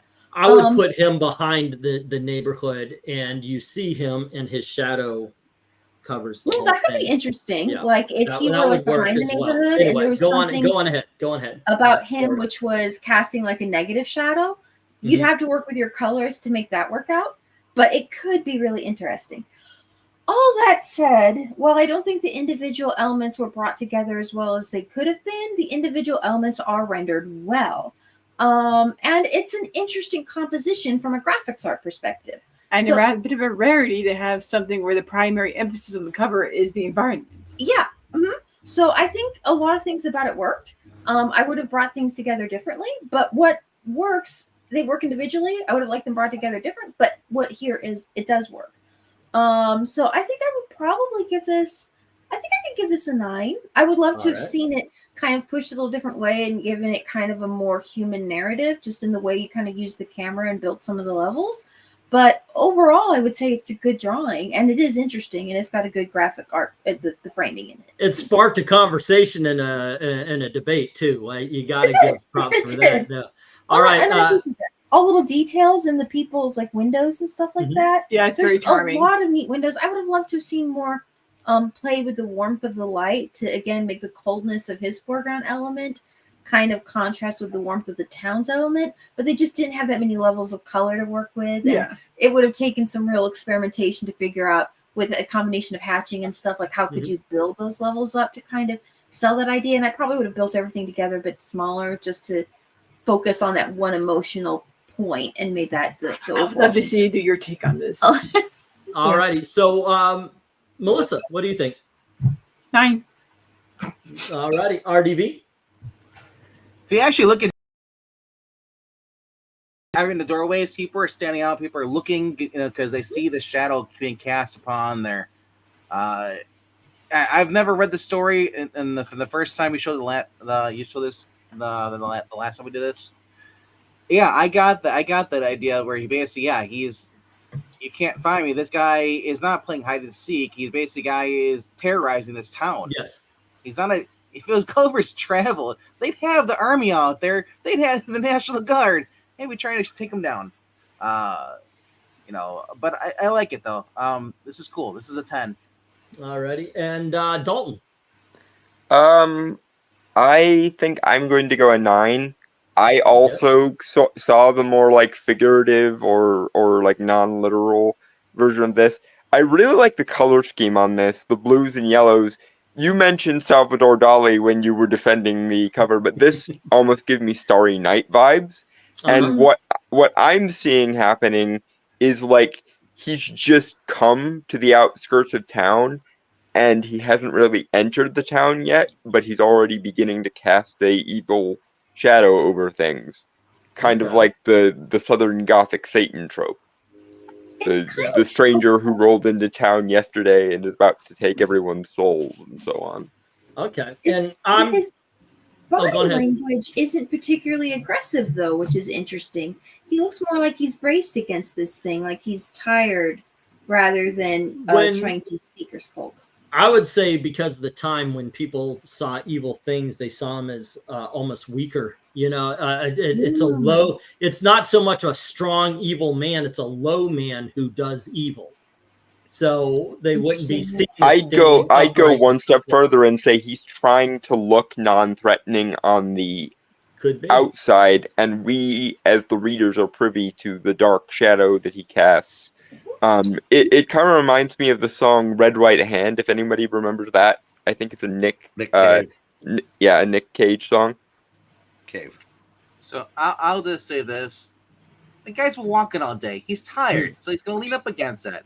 He ain't got no job. He wants to lean. He's a giant. He wants to lean against the giant lamppost. He got kicked out. He wants to get one bourbon, one scotch, one beer, and one beer. Yeah, exactly.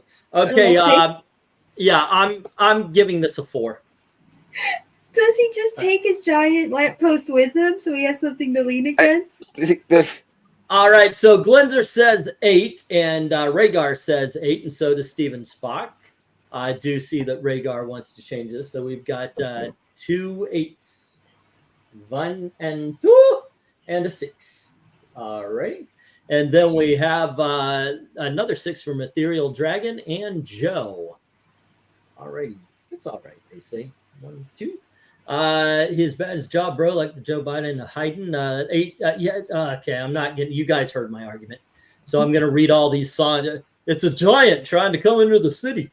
8 street light shining down on him. It would not cast shadow over the city, and perspective is off from one side of the street to the other, says one slick. All right. Let's see. Michael Taylor says 8. And let's go. Pixel is John Cena fan. He wants you to can't see me, not you can't find me. Strange Tales 52 monochromatic color sets the eerie scene. Man looks afraid of the lighted houses with his. That might actually be something. He's actually more afraid of them. Man looks afraid of the lighted houses with his pose alone. Rendering well done. Cover sells the book. Score a strange 10. Alrighty, 9 from Dark Admiral. Okay, and then we've got nice. Reminds me of the Twilight Zone episode. Something about the street in their title. Monsters that came. Monsters Are Due on Maple Street is the one you're thinking of. Yeah. I remember we did that as a play when I was in 12th grade. Really? No, not 12th. I was 12, so that would be 8th, right? 8th grade. All right, so let's see. Dark Admiral says 9. He says 10. MK said 10. All right, and let's see. Strange Tales 52. It's a 6. All righty. We've got this cover is done with forced perspective and apply great distance. Got to go. Have a good day, Dark Admiral. Let's see. 6. You can't ignore me. I already scored it. All righty. Eat symbolic, you finicky fools. Must Professor Eglantine explain it to you? Exactly. Thank you. I remember this cover from last time. He lost it then too. Well, no, it's just I didn't not on the grades. I'm over that, but it's like, okay, come on, you can't take that. You can't take everything literally. Reminds me at the end of the Flintstones episodes. Exactly. I think Pixel is the most correct on this one. Says Rhaegar. When Eglantine was 10, George Washington was president. All righty, so here we go. All righty. What we got here is 4 6s working on those 5 10s. That 7 takes those out. And then we've got 4 8s, 4 9s. This is an 8. Okay. Again. There we are. Dalton, you know what else Red Right Hand is from, don't you? Masturbating Peaky Blinders. Oh, I don't know, but it's also the what's the movie with Screams? Well, yeah, it was in the very first Scream movie. They had the Red Right Hand. All righty. Let's do this. The 7s. Pixel, what's your favorite? Of the 7s, I think the one on the left is better. We've got Journey versus Spellbound. Journey. Journey. All righty, Eric, what's your favorite of the 7s? Journey. All righty. That's the only time Journey and favorite will ever be in the same sentence. Lester Sisters, what is your favorite of the 7s? Spellbound. All righty, and Melissa? Spellbound. Okay, and RDV? Don't Stop Believing. It's Journey. Okay, and Dalton? I am going with Spellbound. Okay, and so am I. And let's see. Night Dude best is Journey into Mystery, says Glenzer. And then we've got Journey from Maranya. And we have Journey from Michael Taylor and Jackson and Rhaegar. So there we go. Okay. And if you guys have a late vote, just put it right on in. But for now, well, we got a late vote, but he beat the stop. And it's also for Journey. So it's still going to be Journey. Alrighty, let's move. Well, nope, it's where it needs to be. Okay. Let's start again. Pixel, your favorite and least favorite of the 8s. Who you know his least favorite? My my favorite is going to be the Curse of Dracula with his daughter. If you had said Strange Tales, I would have laughed my ass off, by the way. All right. No, my least favorite is going to be I'm going to go Astonishing. Even with the melting, I know we're all impressed by the melting early years. Okay, it's just not as well done as some of those other ones. There you go. Yeah. Eric Breen, what do you say? Favorite and least favorite of the 8s? Oh, I need to put the start for the 8s in the column. Sorry. I think my favorite is Strange Tales. Okay. And my least favorite is Tomb of Dracula. All righty. And Melissa and Amy, what are y'all? Great. I think my favorite is the Frozen in Time one. Okay, Mystic. And my least favorite, whatever that one that is awful is called. The one you Oh, couldn't look at. Astonishing. That one. Yeah. The melting Alright. eyes one. Melissa. Let's see. Yeah, my favorite is that Mystic one too with the Frozen City. That's pretty. Okay. Isn't it? Frozen City. City. Oh dear. Someday that Running meme will die, gags. but it won't be anytime soon. No. Not as long as we're here, pal. Least favorite.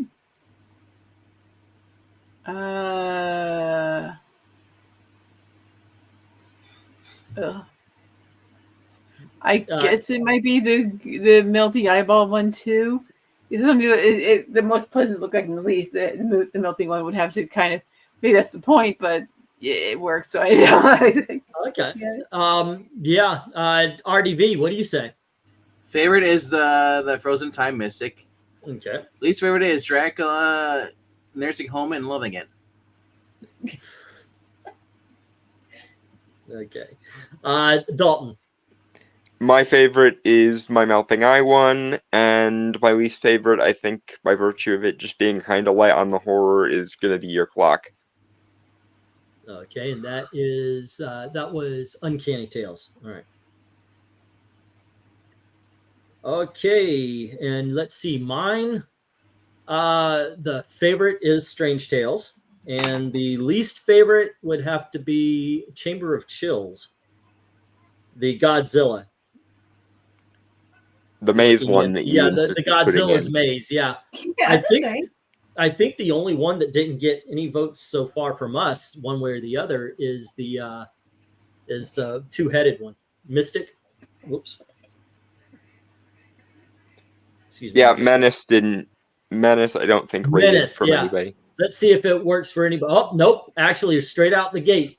Chillers is the best from Glenzer, and the worst is Menace. So let me write that down. All righty. And then we have Rhaegar saying the melty one is the best, the snow one is the lamest. All righty. And that is Mystic getting one downvote. And what was the melty one? That's astonishing. All righty. Chills and the one under it, says Ethereal. Okay, so the favorite is the Chamber of Chills, and the least favorite is Menace. Next up, we have Astonishing is the best, Tomb of Dracula is the worst. The melty one is getting some positive now, and then the Tomb of Dracula being the worst. Okay. Hey, Pixie keeps saying Menace, but I don't see Spider-Man anywhere. Best of is Tomb of Dracula, worst is Astonishing, says Maranya. Is he Alrighty. sharing any of his cake? No And love then for we my have, ideas, I guess. Problem with Tomb is the right thing for me. I gotta say, I wouldn't buy any of the 7s or 8s except for maybe Giant Size Chiller, says Dracula and Jackson. And MK 8 best Strange Tales. Worst is Dracula Chiller's one. Alrighty, and there we go. Alrighty. So once again, if you have any late votes, go on ahead and leave them, and if they change anything, we'll do that. But this is what we've got. Once again, we go by ratio.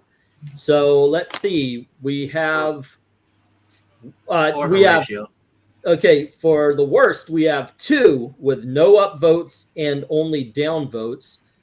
But one of them is 2 downvotes and one of them is 1. So the worst is Menace. And the second worst is Henry's saying you skipped them. The worst is Menace. what is Henry's favorite and least favorite? The Chillers, and then the Astonishing was the worst. Astonishing is the worst. Okay. Then he also said he skipped Jackson too. Did I? I thought I got Jackson. I thought you did too, but Yeah, I read remember you his getting off and called him Jackson. by name. Yeah. yeah. I got Jackson. All right. Okay, let's see. Let's go back to it. And that still doesn't change the worst too, which is, as Dalton says, my clock is the second worst. Mine clock. Mine clock. Alrighty. And then, then we've got a straight, what do you call it when things are, it's like a wash. but it Streak. washes. It washes. It washes straight into 0, and that is Chamber of Chills taking the 3rd worst position of the 8s. Alrighty, and then we have let's see, we've got to go. That's 2, and there you go. I guess the next one would be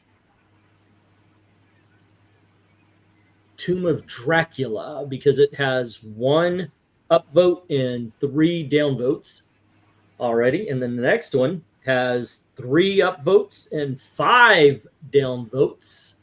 And that would be Astonishing. Alrighty. Climbing the ladder here, kids. Next up with, okay, that would be that one. And then Mystic with, this is a tie. This is a tie here. So let's see. How are we going to break this tie? How many are there on the panel here? Well, first of all, what books do we have left? Do you have Chillers? Okay, the tie is going to be between. Okay, so I guess I'm about to. It doesn't matter. I'll break the tie because this is the way it's going to go. Then we have 3 left. 2 of them are a tie at a positive of 2 each. And then the final had 3 votes and no negative, and that is Strange Tales. So it's number 1. And Dracula and Mystic were a tie. So there we go. Okay. And then finally, let's go to the 9s. Let me get the start for the 9s, and we'll start with RDV. All righty. Werewolf by Night. Start for, and the worst. Start for 9s. Would be the horror book. Go in the middle. Skeleton guy. Okay, so you're saying the favorite is Werewolf. Yep. All righty. And the worst is Vault of Horror. Yep. All righty. And Eric. My favorite is Vault of Horror or whatever the hell it's called. And my least favorite is Werewolf. Okay. I am shocked at that one. Isn't that your guy, Ordway, Conway, whatever his name is? G. Colin? I don't know. Colin, that's his name. Yeah. No, I don't think it is. Lester Sisters. What's the best and worst, or favorite and least favorite of the 9s? Puppy Dog or Monsters? Oh, Puppy Dog is best. And my least favorite would be the Monsters. Yeah. Okay. Duckies. All right, Melissa, what do you say?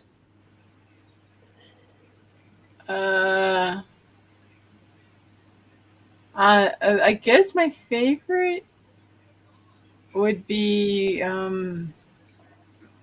Werewolf by Night, and my least favorite would be the Something of Horror.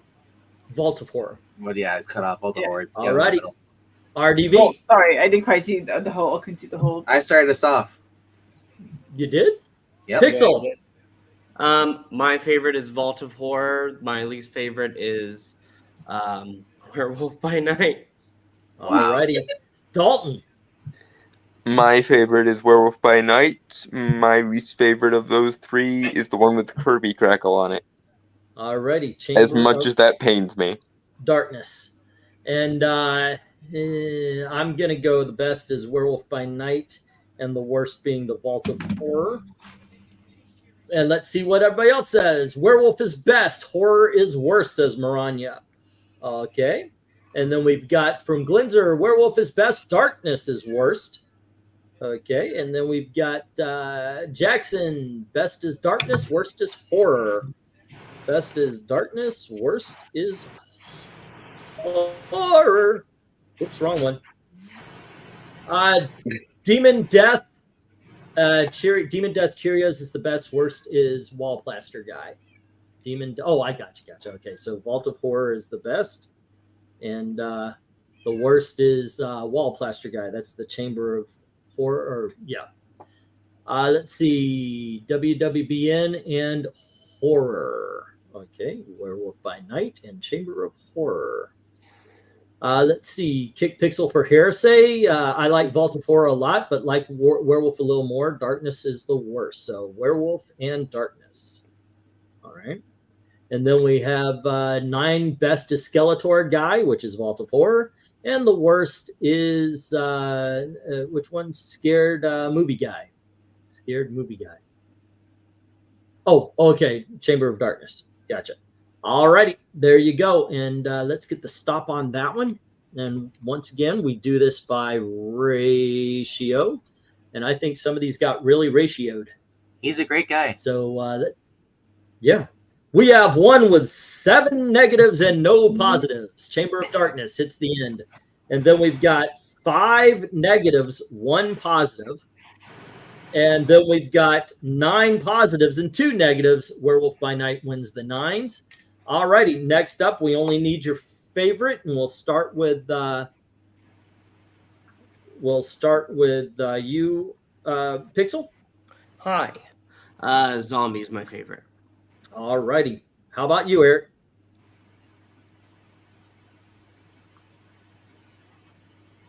Zombie. Okay, and ladies. Huh.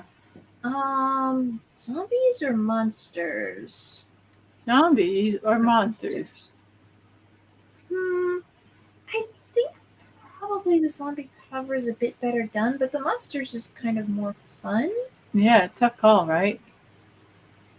I think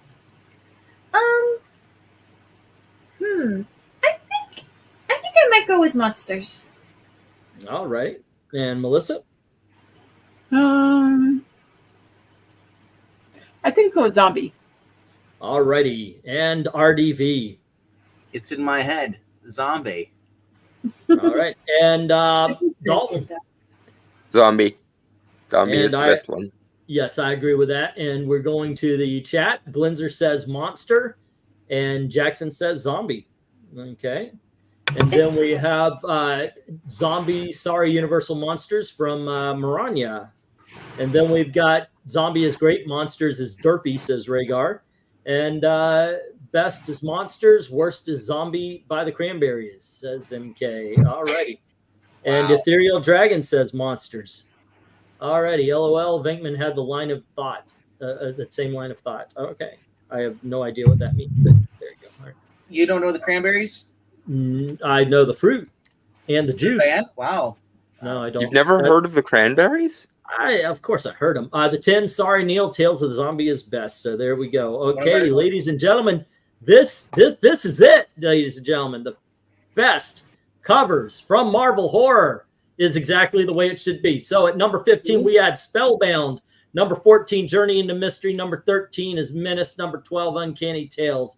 Number 11 is Chamber of Chills. Number 10 is Tomb of Dracula. Number 9 is Astonishing. Number 8 is Giant Size Chillers.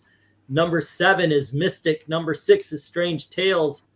Number 5 is Chamber of Darkness. 4, Vault of Horror. 3, Werewolf by Night. 2, The Legion of Monsters. And 1 is Tales of the Zombie. Why did we not think of putting Tales of the Zombie magazine in there? I have no idea.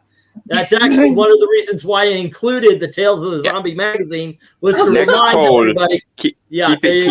Keep it in mind for next poll. I know, right? Okay, that being said, let's see what everybody did choose, and then we'll go to the rejects. Okay, let's see. Is it going to show up here, or is it going to wait to catch up? Here we go. The poll, we had 21 voters, and thank you very much for participating. Dracula Lives got 19% of the vote, and so did Vampirus Carmilla. Creepy with 23%. And the winner with 38% of the vote is Eerie. So I'll put that into rotation. And we will make sure that we are going to do that this Halloween season. This is all about the horror comics this month, kids. So I'm looking forward to this. I've been having fun. Next up, I'm going to go through everything Bernie Wrightson has drawn. The only cover that's not going to be in there is the cover we did over at when we did DC Horror. It was Jack-o'-lantern, beautiful cover. But that the one that I think did it make the #1 spot or was it #2? I think it got #1. I think it did. But it is an amazing cover. But we're going to actually do some Bernie Wrights, and the reason being is Marie Severin won that particular evening. But Marie Severin, for her horror comics, was a colorist. So it's I think it's a guy named John Corbin who did a lot of the art, and maybe we'll do his. Richard, thank you.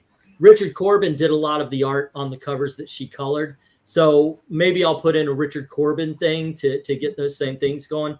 But for now, Bernie Wrightson, one of the masters of horror, will make sure that we're doing his stuff on Sunday.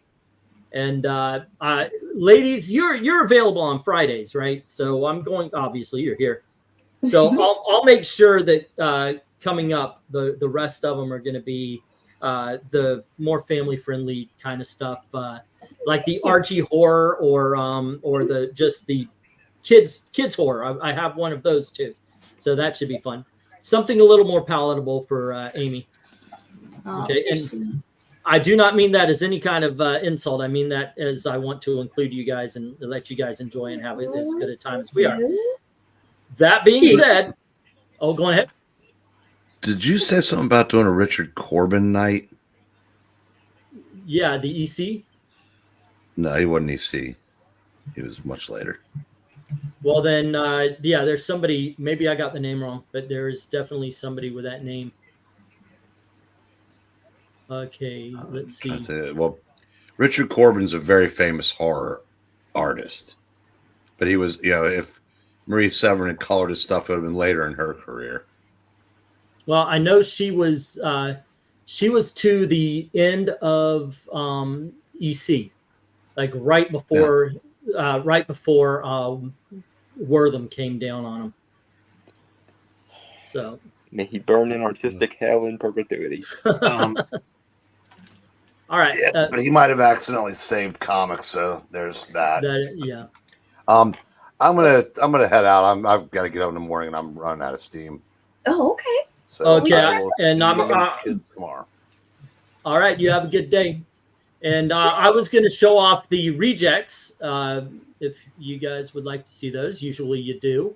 Beforehand, RDV, can you do me a big favor? What's that? Can you take the mic for a little bit and answer questions and chat for a little bit? Because I have to hit the head. I got to take away your mic. Okay, let me mute you. Yeah, right. What are you going to do for the 1-year anniversary channel? Well, nothing at all. We're celebrating. I just have to say that I'm sorry about that last cover, but he just looked like a giant. The entire shadow was cast by the only source of light over the entire town. It says, wait. Excuse me, that was a tri-state area. Area. You can't. He's even bigger. Can't find me, or what is it? It's yeah, it says you can't find me. You can't find me. And on a less controversial topic, Pixel, are you and Venkman doing Agatha all along, or did you guys decide against it? I didn't even watch the end of the first thing, whatever it was called, WandaVision. You guys are missing out. Agatha is really good. No, I'm actually watching The Old Man and what was the other show that's on right now? Tulsa King. I'm enjoying those. Yeah, I'm kind of out of Disney right now. And DC. Well, you guys are missing out. Agatha. You should go watch the new Salem Lot movie. That was fun. I think that's probably a remake that was unnecessary, but I will take it on your recommendation. I like the original one, but the new one really changed up some of the characters a little bit. It's not campy, but I've seen one episode of Penguin MK. Yeah. It was good. I'm looking forward to watching more. Yeah, so I liked it because I'm not a big gore fan when it comes to horror movies. I'm not into the slasher and all that limb chopping off, but this was actually pretty good. Yes, Rhaegar, Agatha is good, and it definitely is not an oof situation. Well, there's Salem's Lot, the original TV movies, but then there's the new one that came on, the remake. The remake was actually pretty good. I'm in the middle of it. I had to stop it to come down, and Salem's Lot is good. I love it. It's great. It is. I wish they would do a more book accurate version of Needful Things, where he's actually Nyarlathotep like he's supposed to be, and not just the devil. He is. This is a good one, guys. All right, so here are the rejects. Settle in, kids. There's a few of them. All righty. This was Adventure into Mystery. It didn't make it. I mean, you saw there's.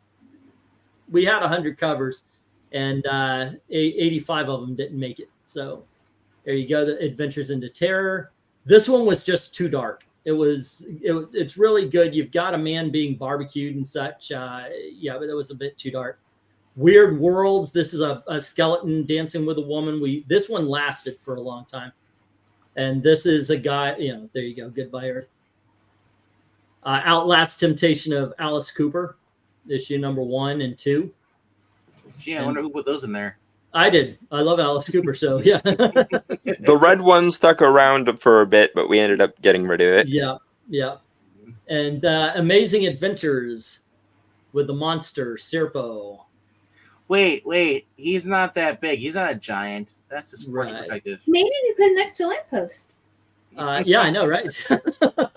Oh dear. Amazing Detective with the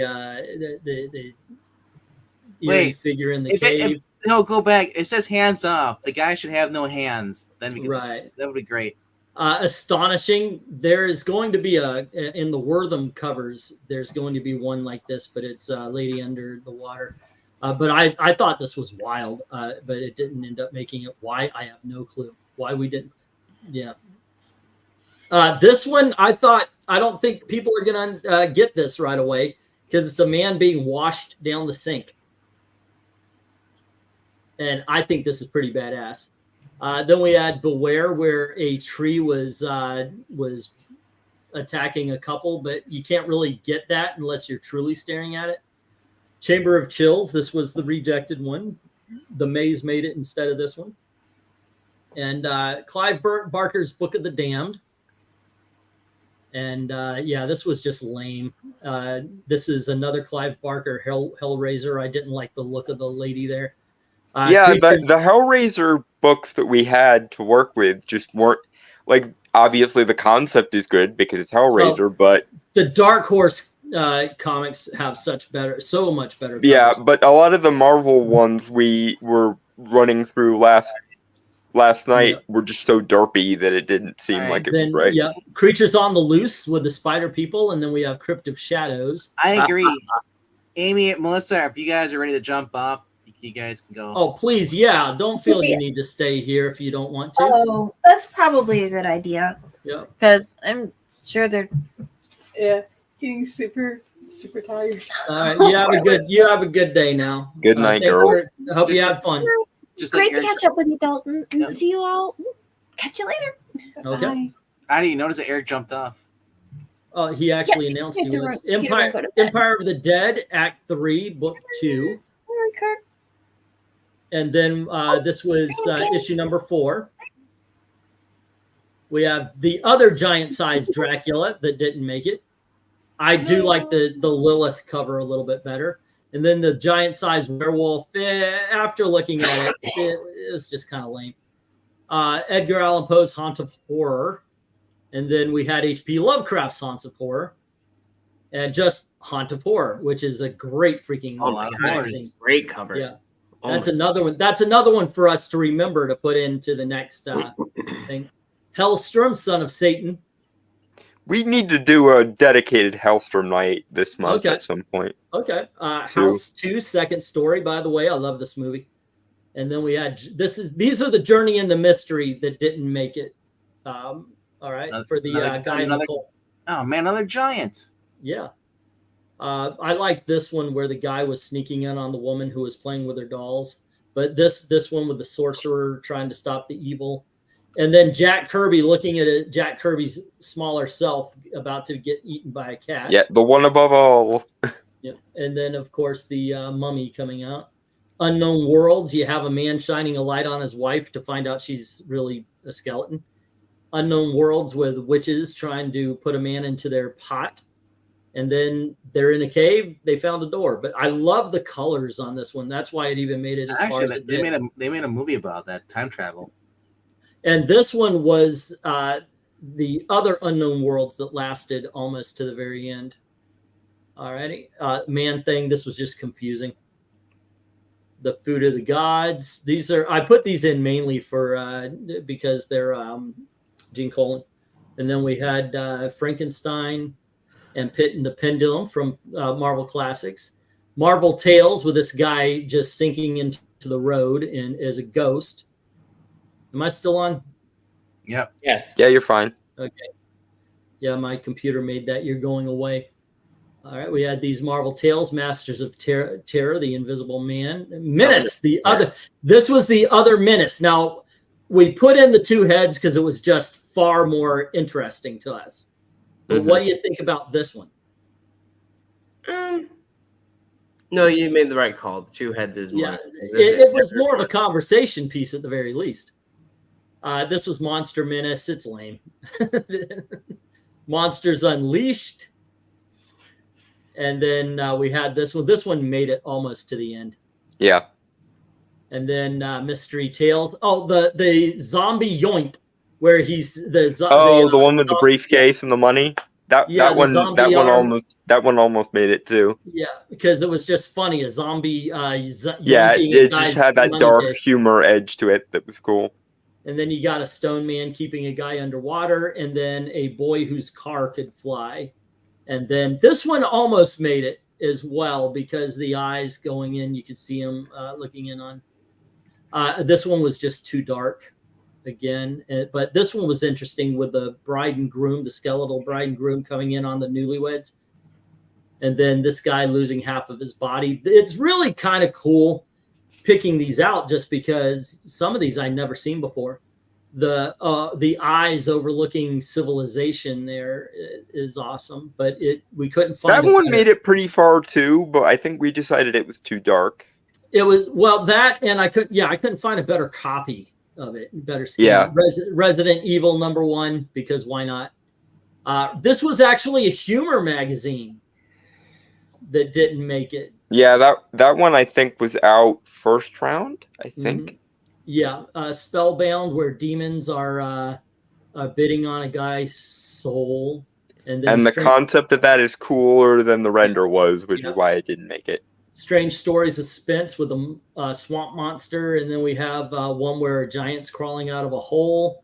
Strange Tales, where you have it takes more than a rat field's bullet to kill a McKay, as the zombies coming back to kill him. I loved this one with the big hands coming through the door to get the couple.